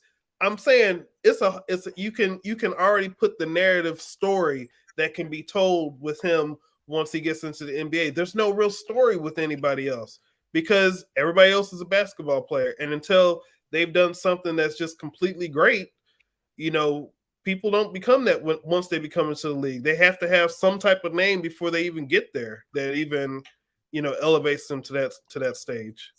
Yeah, he's going to have to live up to the hype like his father did for him to be considered the next face of the NBA. We're going to stick with the NBA before Bunny has to go over these NBA playoff matchups real quick, Bunny. It's been exciting already. The playoffs started last week. Some teams are already into. I think everyone right now has either started or just finished off their second game of each series. And right now, we are looking at, let's start with the top left in the West. Number 1 seed, Suns versus number 8 seed, the New Orleans Pelicans. And a shocking development happened yesterday. Devin Booker, he's hurt, and he will not be back for Game 3 and Game 4. And New Orleans Pelicans took advantage of that. And surprisingly, because I don't think anyone had them probably win the game in the series, they tied the series last night. So now it's 1-1, and they head back to New Orleans with Devin Booker being out for the next 2 games. Any chance, Bunny, of an upset special for the Pelicans? Booker has to be out the whole series, so New Orleans can maybe squeeze out one more without Booker in it, but if Booker's in there and can play decent, not, his 100% healthy self, but decent, and the rest of the squad can pick up the slack, then they should be able to get the series from him. But I can see New Orleans winning one more game without Booker. What if the Pelicans decide to go ahead and surprise the world and bring back Zion Williamson during this series? It's going to be similar to Ben Simmons. It's still not going to be, it's different. 101, 104, 105, whatever. It's still different from being actually in the game because all the other players been playing. So they're going to definitely get you on defense. They're going to definitely, you got to get it just to the speed of the game. So they can bring him, but it's not going to be effective. Next series, Mavericks versus Jazz. So far, Luka Doncic has not played in this series. He may play Game 3, which would be in Utah. The series is tied at 1. This was a prime opportunity for the Jazz to seize control of this series with Luka being gone, and as they have done the last few years, they have failed to meet those expectations. If the Jazz don't make it out this round, I think a big shakeup is going to happen in Utah. I bet you one thing, it won't be with the coach, like what the Lakers did. The Jazz, the organization, at least the old way, stuck with their coach. Why Sloan was there all them decades. And Snyder's been there for like 10 years. So I don't see them changing coaches. I see it being personnel. Next series, 3rd seeds, the Golden State Warriors versus the 6th seed Denver Nuggets. Jordan Poole from the Warriors have been playing amazing. Steph Curry, the last 2 games, have came off the bench. And yesterday, in less than 30 minutes, he had about 30 some points. He was amazing. Stephen A. Smith is now calling Jordan Poole, Klay Thompson, and Steph Curry lethal weapon 3 for what they're doing right now in Golden State. And you know what I said before the season started, Joe? My team is Golden State, and they're peaking now, especially with Curry being back. The team is looking good. Denver don't have Jamal Murray. They don't have Michael Porter Jr. You just have right now Jokic, and it looks like Denver's in trouble in that series. Your thoughts? Denver, because you just mentioned not one but two scores they need. I mean, if they pull off the series win, that's a miracle out of all the playoff games so far. I'm just saying, that's 2 scores, and they're both not there. You know that's Jokic can't do it all. Everybody knows all-star player can't carry a whole team for a whole series, maybe for a game, but not a whole series. Difference between playoffs and regular season, people make adjustments. You play the same team over and over. Some adjustments make or break you. Without your 2 scores or 2 additional scores, they're not going. If they get one win, more win out this series, I'd be surprised without them 2 winning. Then the last series on the West, 2nd seed Memphis Grizzlies, 7th seed Minnesota Timberwolves. That series tied at 1. Game 1, I just feel like Memphis really didn't know what to expect from Minnesota, and Minnesota got that win. But now that the Grizzlies won Game 2, sorry about that. Got feedback, my bad, y'all. But once again, I feel like now that Memphis got that win, I think it's going to be still a great series, but I feel like Memphis is going to have that momentum and do the rest. Your thoughts on that series? Memphis, they come so far. I think they should be able to pull this off. I believe so. I'm sorry. Go ahead. Yeah, they should be able to pull it off. Now, this is a 7-game series. How many games? I can see this going 6 games though, but I can still see them pull it off. 7. Yep, I can see that. In the East, number 1 seed Miami Heat and the 8th seed Atlanta Hawks. The Heat are up 2-0. I don't see the Hawks having enough firepower to try to come back against the Heat right now. What about you? I don't either. And not knocking them. The Hawks were good last season, but remember the issue with the team they beat. That person had started out injured. That was who was it? Who did the Hawks beat last year in the playoffs? The point is, the Hawks need another weapon besides Trae Young and Capella. They're just not doing it. They're not going to get anywhere far. They look at they made the playoff. You know, the playing game would save them, but yeah, they're not built to withstand a long run in the playoff. They need another piece. And defensively, they're okay, but yeah, it's a wrap. I see the Heat sweeping this one. If maybe 5 games. The next matchup, the 4th seed 76ers and the 5th seed Toronto Raptors. Philadelphia is up 2-0. I don't see. Well, I don't know. Maybe Toronto can sneak out maybe 1 win at home against Philadelphia. But I feel like overall, Philadelphia has that series. 5 games. I was thinking, could it go 6? I don't know. 5 definitely. I can see this wrapped up in 5 games. But you never know. The 3rd seed matchup, Milwaukee Bucks versus the 6th seed Chicago Bulls Stan's team. I wonder how Stan's feeling right now. If he's nervous, if he's like, we got a chance. Bulls almost had the victory. They came back in Game 1. They are playing this evening, so we'll see how Game 2 turns out. I feel like Lonzo Ball still isn't playing, so the Bulls aren't in full health, and the Bucks are the reigning defending champions. I have the Bucks win that series.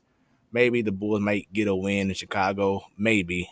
It may take an incredible effort, but I have Milwaukee winning that series.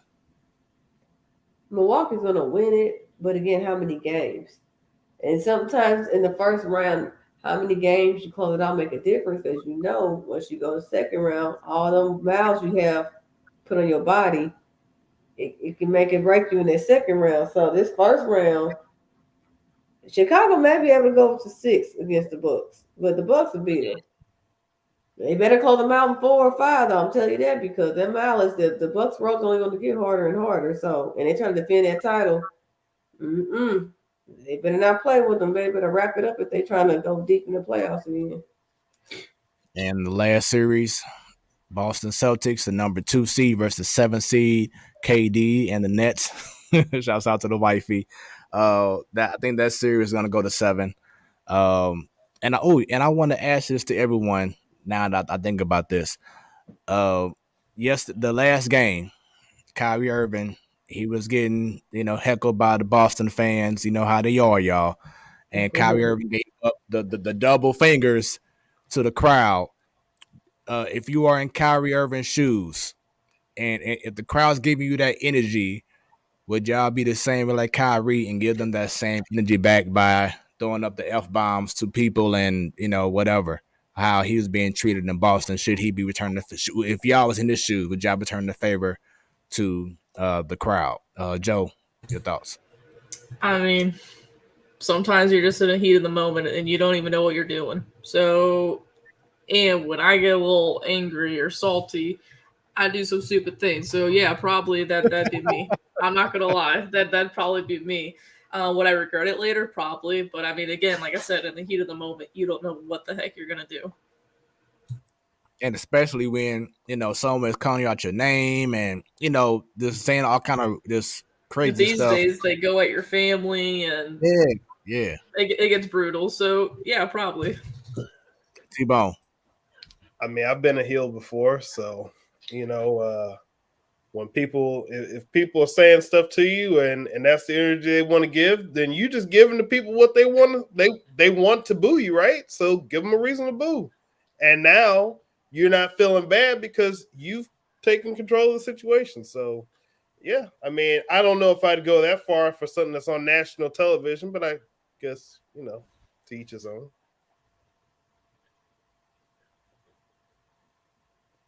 Am I stuck here? Even she was saying maybe I would now, but when I was his age, maybe. Hey, I like that. I do not see you using non-Girl Scout words. Not you, Miss Williams. Let's go, Miss Williams. You want some smoke? Gotta let the people know. Right, Miss Williams say, y'all want that smoke? I got it. Let's go. Yeah, Bunny. How about yourself? I mean, being level-headed, I'll be like, nah, back up my actions, back up what I want to say. So go hard on the court, not at the stands. Now, as Jobo said, caught up in a moment, action. I can see the words slipping over the gestures because his little gestures and words cost him $50K, which is nothing to him, of course. $50,000 fine for that stuff, but I'll just back it up on. Leave them coins in my pocket so I can decide what to do with it. And see, I would have like that Jordan / Kobe mindset. Like, okay, y'all want to talk crazy about me and my family or whatever it is. I'm make sure that after the series, I'm the one waving bye. See y'all next year. That's gonna be my fuel to the fire to make sure that y'all team lose. So that's probably how I'll handle it. Just be like, I have my game to do the talking. But then when the horn is over, and I don't care if I'm at my place or if I'm at your arena, I'm gonna jump on the scores table and be like, now what you gonna say? I was sticking to him. Now remember, you're talking about Boston though.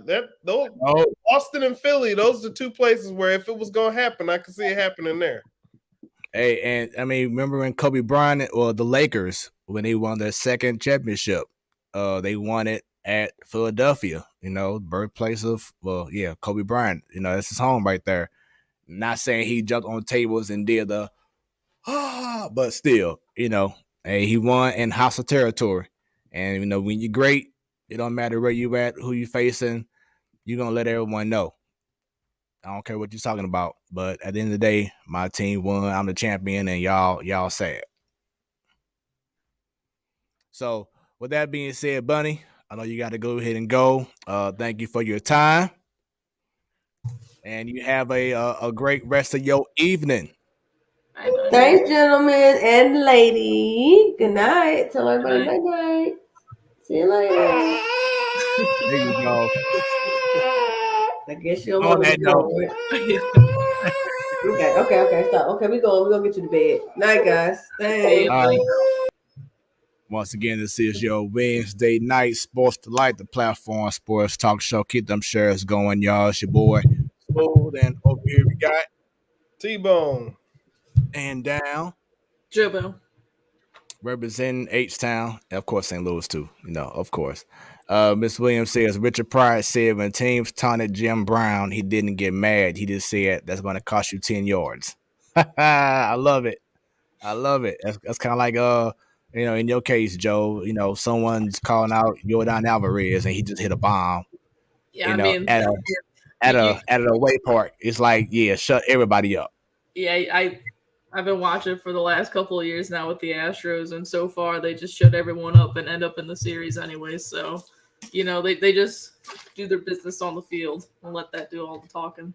And speaking of clutch, Nolan Arenado, 2-run home run against the Miami Marlins. Cardinals are up. I haven't seen that yet. Hold on.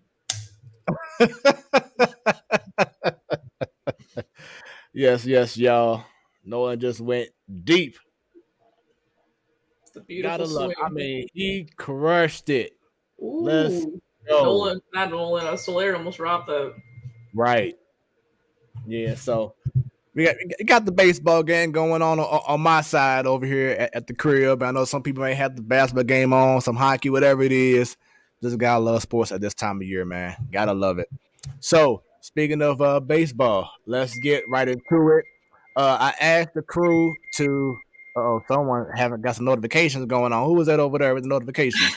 Brendan's texting me about the game right now. He's like, he's saying Nolan's got him hyped up because he's all screaming and stuff, So, I love it.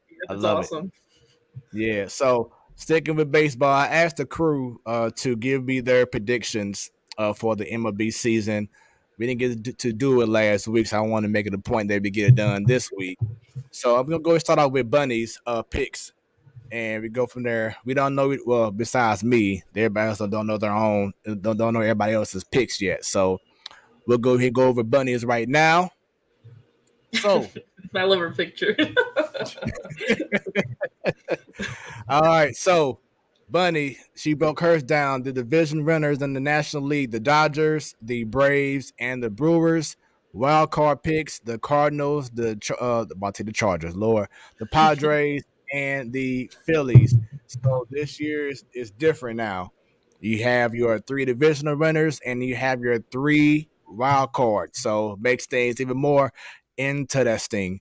In the AL, she has the Astros, the Guardians. Yes, is a team now called the Guardians. People formerly the Indians, and then you have the Tampa Bay Rays. In the AL East. The wild card, she has the Blue Jays, the Oakland A's, and I know you tweeted this earlier, Joe, about just kind of feeling sad about the Oakland A's organization and how the fans just not supporting the team because they don't feel like the organization is giving it their best shot, put a good product on the field. So I think it was between the Marlins game yesterday and the A's game. There wasn't even 12,000 people at their stadium. Right. It was like it was less than it was about equal to like a big time high school game. Mm-hmm. And she also has the New York Yankees and the AL. And then going to the World Series, she has the Tampa Bay Rays versus the Dodgers, kind of like what happened a couple of years ago when they played in Texas during that COVID season. And she has the same winner, the Dodgers. Up next, go ahead and go to Stan. He has the Dodgers winning the NL West, the Braves winning the East, and the St. Louis Cardinals winning the Central. The wild card, he has the Brewers, the Phillies, and the Nationals. In the AL, he has the Yankees win the East, the Guardians, not the Guardians, okay, win the Central, and the Angels win the AL West. In the wild card, he has the Blue Jays, the Astros, and the Red Sox.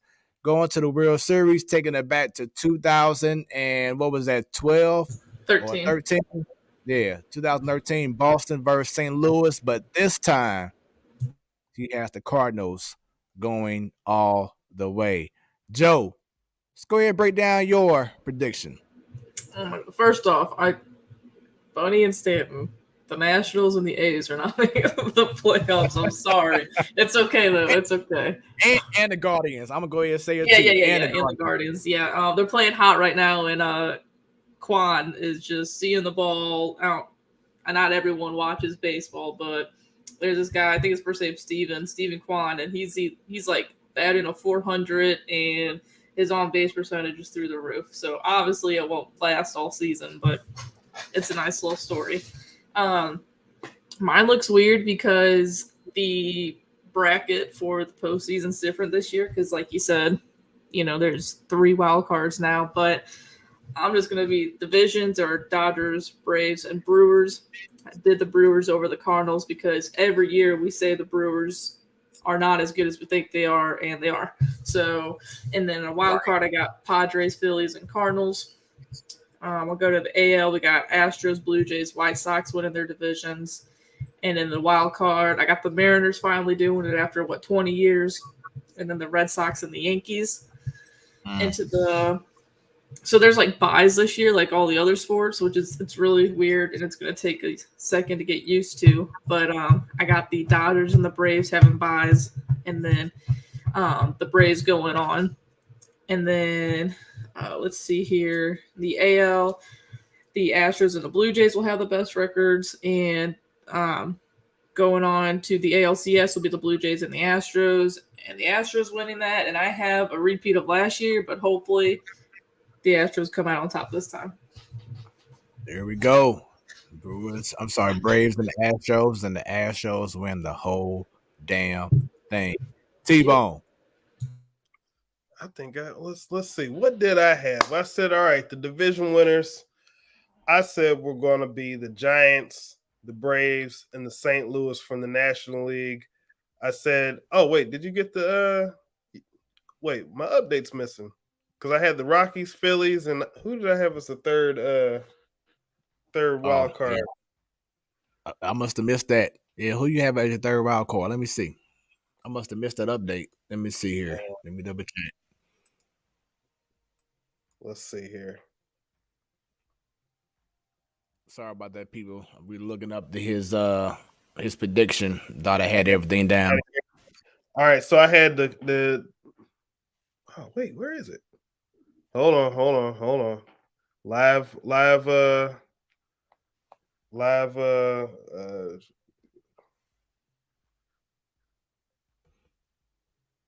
Oh, that's right. You had to set. Okay, here we go. All right, so for the National League, I had the Braves, the Cardinals, the Giants, and then for the wild card, I had the Rockies, the Phillies, and the San Diego Padres. Okay, there we go. Yeah, okay. Then for the AL, I had the Yankees, White Sox, and the Astros. And the wild card was the Blue Jays. The Blue Jays, the Guardians, and the Rays. So man, y'all need Guardians picks. What do y'all see in the Guardians besides the name? You know what? Sometimes, not all the time. But sometimes when you have an organization, something as simple as a name change or a logo change, like remember the Broncos in the late 90s?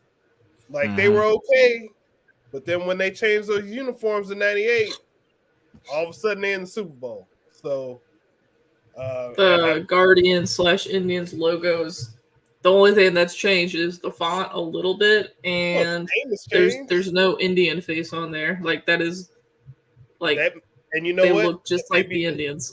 That may be the change that was needed for them to step it up.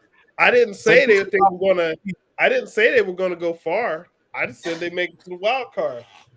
But I'm going to go for the matchup that I've been looking forward to since I was a young baseball fan, which is the Cardinals against the Yankees, the two teams with the most World Series championships. Yeah, one has almost double or probably double the other one, but the two teams with the most World Series championships, and I want to see the Cardinals go ahead and beat the Yankees again in the World Series. So those are my picks.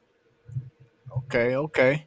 And now for yours truly, bam, the division winners. I have the Dodgers from the NL West, the Phillies. Yes, I have the Phillies making some noise in the NL East, and I have the St. Louis Cardinals win the Central. Wild card, I have the Braves, I have the Padres, and I have the Mets going to the wild card.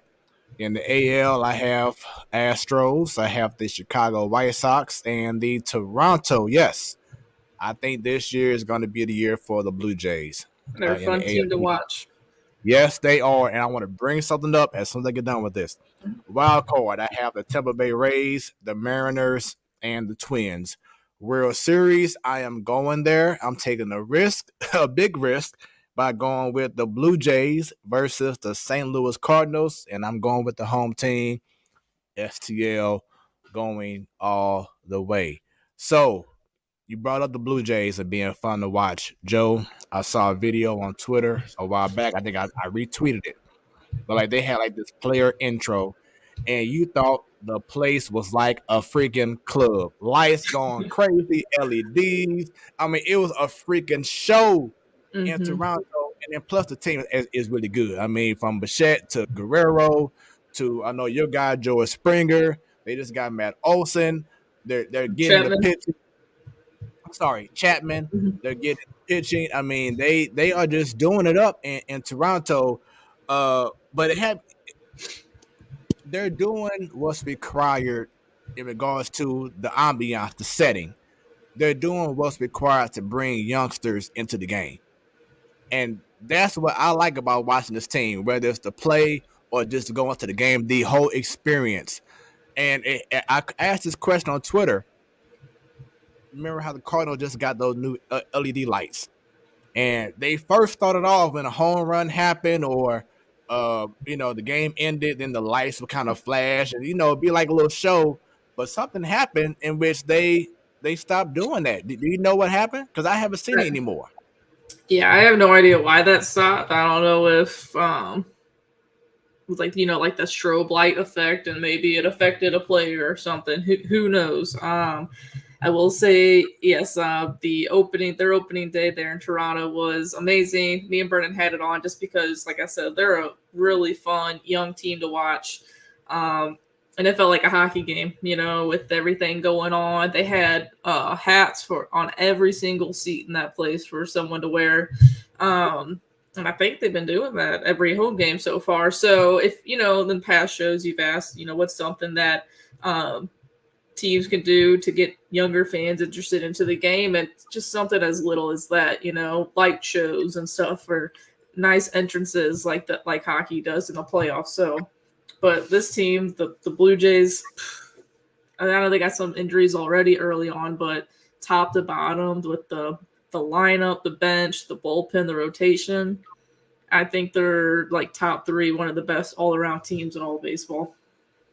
And you know what? Give me 1 second. I think I found the video. I'm gonna share it. Hold on.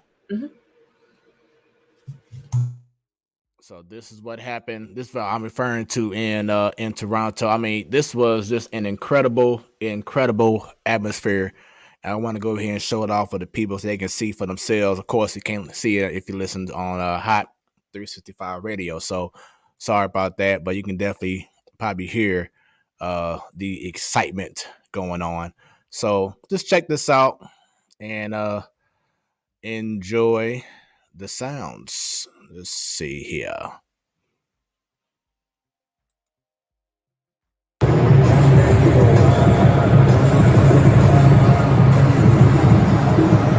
I mean, but just look at that.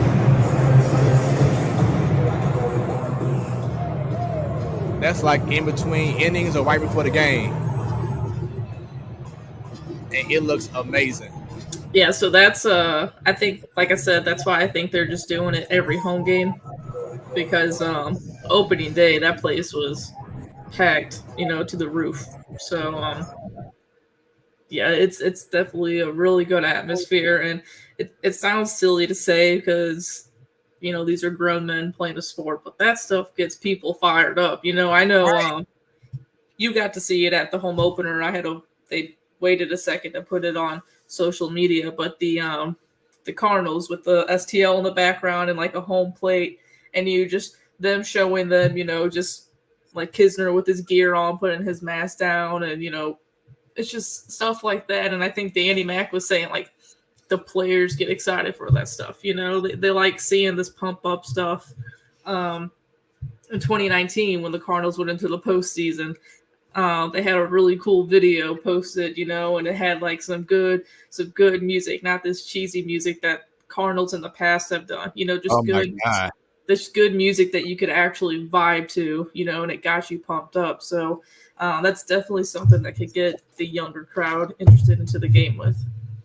And I believe my wife said this when we went to a game last year, which it'll be hard to do because, in between innings is only like a minute, whatever. But like just to have some kind of like maybe a DJ or something, just to kind of get the crowd going, maybe before the game or after the game. Like I said, maybe between innings, just to get, more energy. And like you saw with the video, for those those who have been watching, this bringing more of a wow factor for people to be like, yo, you got to go to a game. Like how I be talking about going to a Blues game. That's exciting.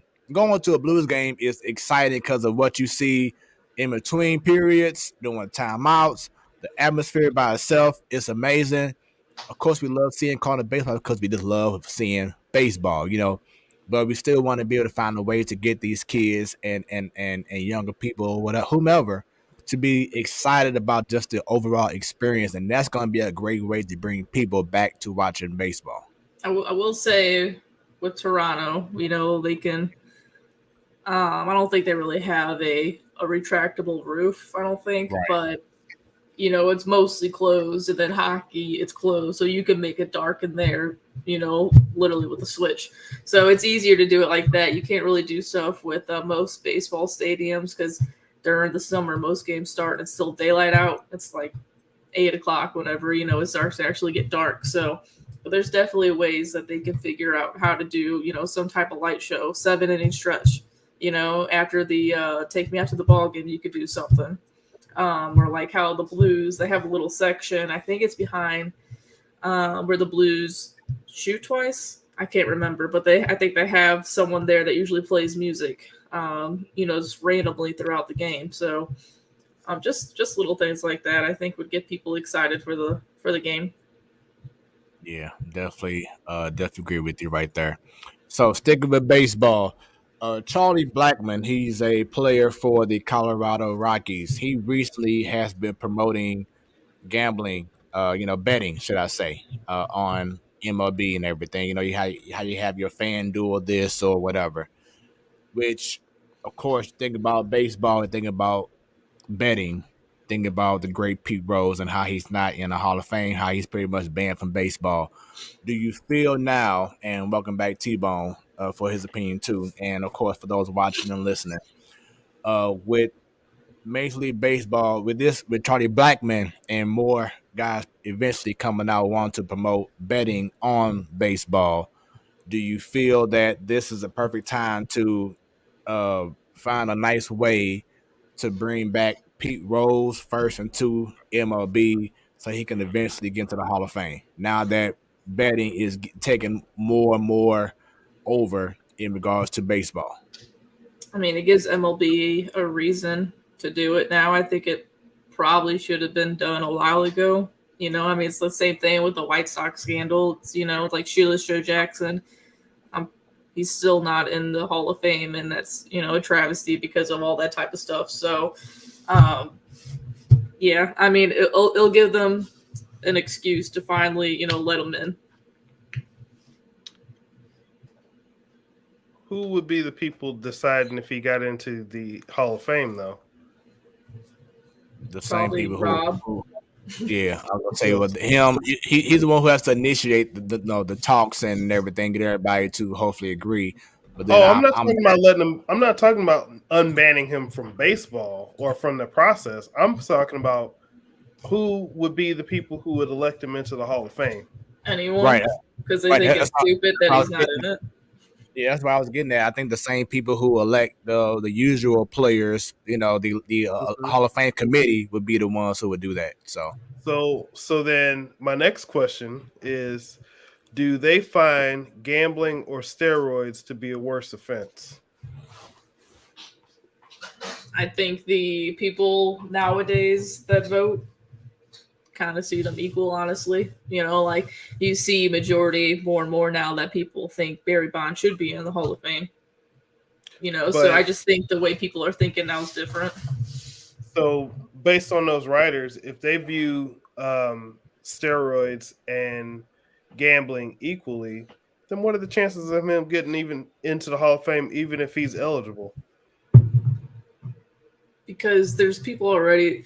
I could bet that there's probably almost half the people in the Hall of Fame have done steroids. You know what I'm saying? Like it's good. They're the same thing, and people are gonna come to agreement that he needs to be in the Hall of Fame, and eventually Barry Bonds is gonna have to be in the Hall of Fame. It's gonna be the same people that vote him in. Yeah, I just think that, to me it just seems like there's just too much of what baseball is like. If they've already decided something, it feels like they've made up their minds on things like that, which is one of the things that's kind of not so great about baseball. It's like it's hard for changes to really be made because it's kind of like set in their ways. And my thought is, like, even if he's eligible, I don't think that they'd vote him in just out of the principle of it. I mean, like I said, that people are changing now. They want to vote in steroid users, and shoot, the game's even mentioned. Like, I can't even remember. You might know Fred Ken Rosenthal right now has been putting some story out there on the Athletic about steroid use and this and that, and when we've talked about it, I think the three of us on a show a couple months ago. It's I don't think it should come back, but it sounds like in some way, shape, or form it might come back. So, or they might be a little more lenient on it. It's getting to a point where the same people that were saying, "Oh, we should never have a DH in the NL," and now we're having a DH in the NL, are going to be the same ones that are going to say, "You know what? Let's go ahead and bring back Pete Rose or whatever." It's just a matter of time, I feel like, to me, and especially when you're having players to actually promote gambling and betting or whatever. It has to be to a point where it's like, you know what, let's suck it up like we did with these rules now, having the ghost runner and having this whatever going on in baseball. They eventually are just evolving to a point where it's going to be a default. Let's go ahead and just do it. But could be wrong. But But we in the shall past, see. like we said though, like Pete Rose and the White Sox or Black Sox, whatever they were back in the day, those are the only two well-known gambling betting type things that happen in baseball. Mm-hmm. Yeah, so we shall definitely see about that. Going to the Cardinals, what has been your early thoughts on Ali Marmol, Joe? I love it. I know we talked about it the last 2 weeks, I think, but I just kind of have that more modern feel to him, and kind of gives me a Gabe Kapler type feel.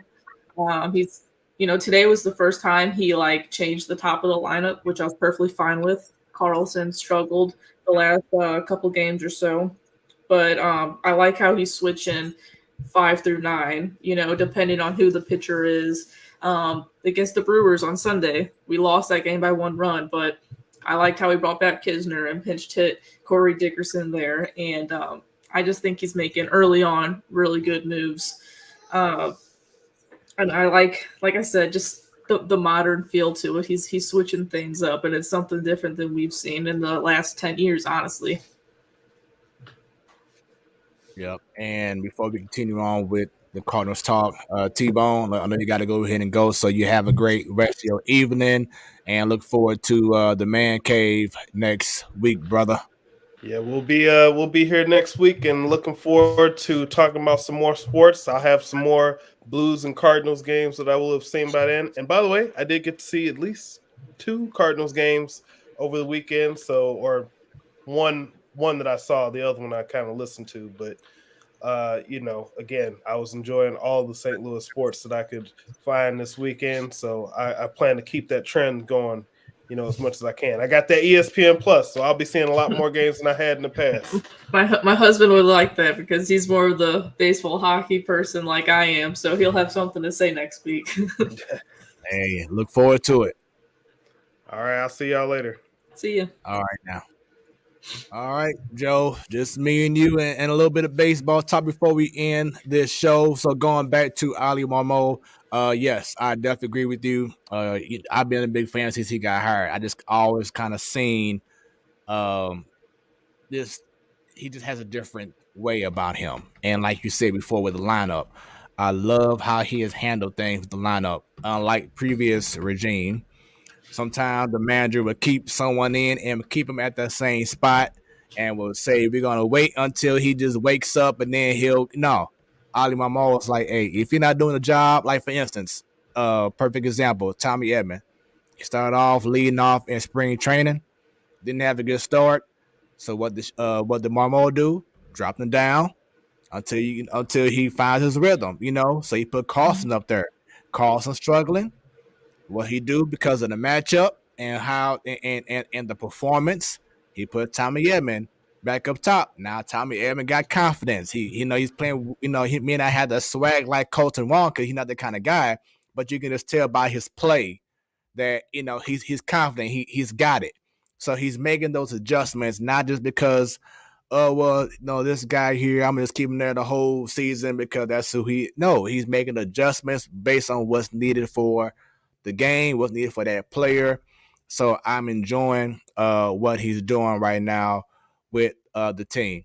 So with that being said, do you feel overall, and this could be a Pujols effect, whatever, but do you feel like there's just been like an added intrigue and excitement about this Cardinals team so far this year, Joe?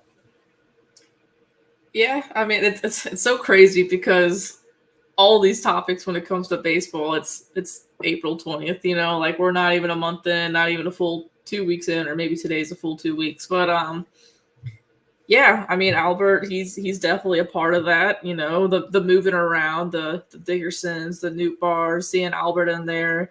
Our bullpen with the new guys, Palante in there and Aaron Brooks. And also, I think I mentioned this last week, the set in stone outfield, the young guys out there, they're fun to watch. That's always been something that we've discussed the last handful of years of like, why can we not just have a consistent outfield? And now we finally got that. And they all kind of have swag, like Bader does his own thing, Carlson quietly does, and then O'Neill's just his own presence, So, yeah, I mean, so far, and I've listened to Adam Wainwright talk about it, is they're having fun, the old guys feel like kids again, and I think Albert does have something to do with that. And it's just like what you just saying about Wainwright. It's just that guys like him, Pujols, Molina, knowing that it's their last year. Well, Wainwright hasn't confirmed it, but we know Molina is going to be coaching for his for a team in Puerto Rico next year. Venezuela, actually, which is weird, but Venezuela, okay. And then Pujols says it. But it's just that appreciation, like just taking the seat back, like, man, this is the last run. I'm going to just savor everything, take everything in, and just appreciate the moment. To Pujols individually, I know we talked about analytics and the numbers and how he's doing against lefties and whatever, but a lot of people they're only looking at analytics, but not looking at the human element. Yes, the last couple of years he struggled in Los Angeles or Anaheim, but it's just something different especially for him, because he may not admit this publicly, but I feel deep down inside that he know that he thought it would be greener pastures going to the Angels, and it is something about coming back, playing for the Birds of the Bat. It's kind of like you just have this big rejuvenation, and you saw how he came in losing 15 something pounds, looking leaner, This man's running from first to home yesterday. Oh even my though gosh, I was laughing. Even though I was nervous as hell. I'm like, oh my God, please don't pull a hamstring. Slow That I down. was hurting watching him run. Like that hurt me. But I mean, it's the stuff like that. This guy here, his presence is like for the first time in a few years that I can really recall that the Cardinals, yes, even though we've had Goldschmidt, even though we have now already now though, we may have had, Matt Holiday in the day or when Carpenter was hot. But to me, we just never had that presence of someone that the opponent has feared like we do with Pujols. That's really what has been missing from this team since he's been gone. We haven't had that person to really take his spot. Maybe it could have been Oscar Taveras, but unfortunately he passed away. And Ms. Williams says it's never too early to discuss World Series chances. In 2011, two of her co-workers were discussing the 2012 chances the day after the victory parade. Yeah, I mean, of course, that's how we are. I won't say to the degree of Dallas Cowboys fans. Oh gosh. But anyway, going back to Pujols, it's just having that presence of a guy like him in the lineup and how it makes opponents fear parts of the lineup now. Like 1 through 5. 1 through 5 is, I think, with the exception of the Dodgers, is right. I feel like any given day, especially when they're all at their best, is just as good as anyone else in the league. Totally agree. Totally, especially against the lefty too. Yeah, and then I know you were mentioning, just like having Albert there with the energy, and everyone's feeding off of this. I can't imagine. I can't count how many times they've went over to the dugout and you see young kids like Newt Barr and Edmund and Carlson and Bader O'Neill just right next to him talking to him. Like they're just gaining so much. Even Nolan, Nolan's been talking about it constantly. And there was a funny quote a couple of weeks ago, I guess, that Miles Michaelis is like, it's with him and Albert and Albert, Yachty, and Waino, it's you almost want to kind of sit back in the dugout and just drink a beer and watch every time one of them comes up to the plate, and when Waino takes the mound, because you're watching history, like if Waino has a bad game, Yachty goes 0-4 or Albert goes 0-4, it doesn't matter. Like we're not going to see this again and at all in any team in Major League Baseball. Like I've talked about it before. It's what Yachty's done his entire career, almost 20 years with one team and being very good at his position. You're not going to see that anymore. Same thing with Wainwright and Yachty. It's history, and I'm just taking it in. It's a lot of fun to watch, and you've heard the guys in the dugout talk about it too. They're just taking in every single day that they can with those guys. Yeah, and I just want them guys, the O'Neills, the Youngs, etc., to just look at how Pujols approaches every at bat. You don't have to always pull the ball. You can take it the other way. Make things happen. Learn how to be able to strive and pressurize moments, because that's probably been the biggest issue with this team over the last 3 or 4 years now has been men in scoring position. How are you going to perform when the pressure is on? Where is your head at mentally when the game on the line? We want to be able to see. Hopefully, Pujols is able to just show by example, and if you continue to go to him like we've been hearing and seeing, these guys going to him about the approach of the game and making the game simpler and slowing things down. And when they do that, it's going to reap benefits, and that's what we want to see. But it just really amazing what happens to a guy when you're happy.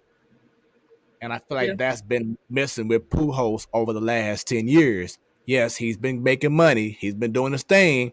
But has he really been happy compared to the times that he was in St. Louis? And I feel like he just has a whole different leash on life, or like you said, a breath of fresh air, going back to an organization, being able to have at least 81 home games where you're gonna have a rabid fan base love every single thing that you do. It makes you just want to be better than you ever have. So that's the human element that a lot of people are forgetting about because they see the way he does against lefties, so he should never be in a lineup against righties. Not saying he should be in a lineup against every righty. We're not saying that. But it's just the fact of what you're seeing him do. He has not had one bad game, whether it's been a righty or lefty, where he looked overmatched or slow in regards to bat speed. He's still killing the ball 110 miles per hour off the bat. Not saying he's 25 years old, but it's the Hey, Yachty says he looks like he's 21 years old. And that's crazy coming from him. But still, it's just like I said, when you're happy and you're in a position where you feel like this is where I belong, even in baseball, magical things can happen. Not saying they're going to win the World Series, but I would not doubt Pujols reaching 700. I'm just saying it right here on the platform Sportstalk show. So I will say about a month ago, I said I no way in hell think he's going to reach that. I will also say I did not think in 2 weeks he would already have 3 homers. So it just depends. It's a long season. 162 games. No other sports like that. It's a long, grueling season. It's still cold outside, so wait till it's hot, and we'll see what happens. But I knock on wood, I hope we're in for a good run here in St. Louis. One thing I will say that's funny about Albert is Nolan Arenado and Paul Goldschmidt combined are nowhere near Albert's stats, and that is insane to think about. Right. They're like over 100 home runs away to even be where he's at. So that's just insane. We were lucky to see the 11 best years of his career here in St. Louis. So hopefully we get one more good one. Yeah, definitely agree with that. So something that we're going to do each week, especially with the Cardinals, is most surprising / disappointing. It could be in regards to, yep. Oh my goodness. Okay. Oh yeah. So it could be a player, it could be manager, it could be an organizational thing. What is something that's been surprising during this week, and what has been disappointing? So I'll start off with mine. Surprising, I had to go ahead and give it up to Tommy Edman. We know that he was struggling in spring training, which a lot of people take spring training for everything. Some people don't. That's why it's called spring training. And of course, the struggles against him facing righties while he's being batting lefty. But he came out the gate and had a hit in every game. And as we said earlier, how now he's got his confidence. He's batting in the 9th spot, sometimes 6th spot. Tonight the lead off. But it looks like to me, he's a guy that he's already, as your husband was saying on Twitter, he's a Gold Glove second baseman. I just can't see a way that he can be out of the lineup, outside of course taking a break, whatever. But I really think he is the best option for a leadoff guy and a guy that has to stay at second base and can't be moved anywhere else. I think he's just that kind of solid guy you need on a championship team. He reminds me of David Eckstein. He's that spark plug. He's fast. He's a good defender. Every now and then he'll run into one, and he doesn't have the best on-base percentage. That's what everyone wants as a leadoff hitter. But to me, I feel like he does just enough for you. And you've heard other commentators and other organizations talk about how much they enjoy watching him play because he loves the game. And he does what he's supposed to do. He does it right. And that's just how he is. So who would you have as your most surprising? These ones are tough for me. Surprising, I'll say right now, especially after tonight, I'll go Miles Mikolas. I was worried about him. His first start wasn't the greatest, but there was a lot of soft contact, and we still ended up winning that game. But Miles Mikolas, he was, going head-to-head with Sandy tonight, and he looked good against the Brewers on Friday. And again, we know how much the Brewers have killed us in years past. So I'll definitely say Miles Michaelis early on.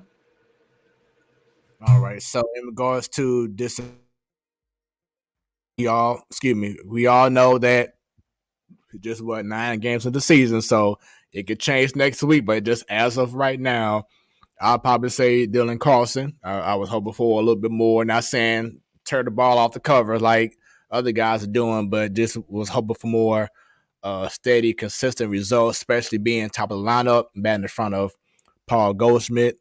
And, just right now, he just doesn't have it yet. But I expect for him to turn things around. Maybe what's best for him, Joe, is to be in like a 6th spot, or what I thought about today, as I said before, keep Edman at that top spot, but maybe put Carlson down at the 9th spot. You know what I'm saying? So have, Yachty, then you have Bader, then you have Carlson, then you have, Edman. But maybe putting Carlson down in the 9th spot for a little while. This is kind of, continue to lengthen the lineup. Had the power and speed and switch hitting down there at that 9th spot. That could pay off some, especially not having DH. That can definitely help. Yeah, I kind of like it vice versa, though. I know Carlson, he started off the year pretty good, and then, he cooled off, which, again, it's sad saying that because we're, like you said, 9-10 games in. We had the rain delays and stuff, but I do like Carlson leading off, and maybe Tommy Edman in that 9th spot because he's got all that extra speed. Like the Marlins right now, they got Chisholm batting in the 9th spot, and he's been killing it. So I don't know. Ali Marmol's going to mess with it. It might be back and forth between those two all year long, but I would like to see Yachty 8th, and then one of those two probably batting 9th, and then the other one batting leadoff. And who do you have in regards to disappointment as of right now? I told Brendan I was going to do a funny one just because, we be going back on Twitter sometimes. The fan base is my disappointed because calm down, okay? Like, so many people are already mad at certain players, and it's like, it's April 20th, So I would say fan base. If I have to go an actual player or someone in the organization, I might have to go Dakota. But again, he's like Miles Michaelis to me. They were both hurt last year. They both pitched very little last year. And you didn't know what you were going to get going into this year. That's why everyone's concerned about the rotation all year long, is mainly because of those guys, and our ace is a 40-year-old guy, So we'll see. I do think he'll get it going. If he just throws strikes, he's going to be fine. We got the best defense in the game behind him. So, but right now, early on, 2 starts, he looks a little shaky. On Sunday, after the first 2 innings, he ended up settling down. So hopefully, as it gets warmer, he gets better. My last question before we end this stream for the Cardinals. Sandy Alcantara, his number is number 22. Looking at things now, do you feel that the Cardinals made a mistake on the wrong 22? Because 22 for the Cardinals right now is Jack Flaherty. Mm-hmm. Do you feel that the Cardinals made a mistake? Because I believe that we had to trade Alcantara and what's the center fielder name? A little short. Yeah, to get Ozuna, and of course Ozuna is not here anymore. Do you feel that there may be another case of we may have slipped up on this decision? I don't think so, because you got what you needed that year.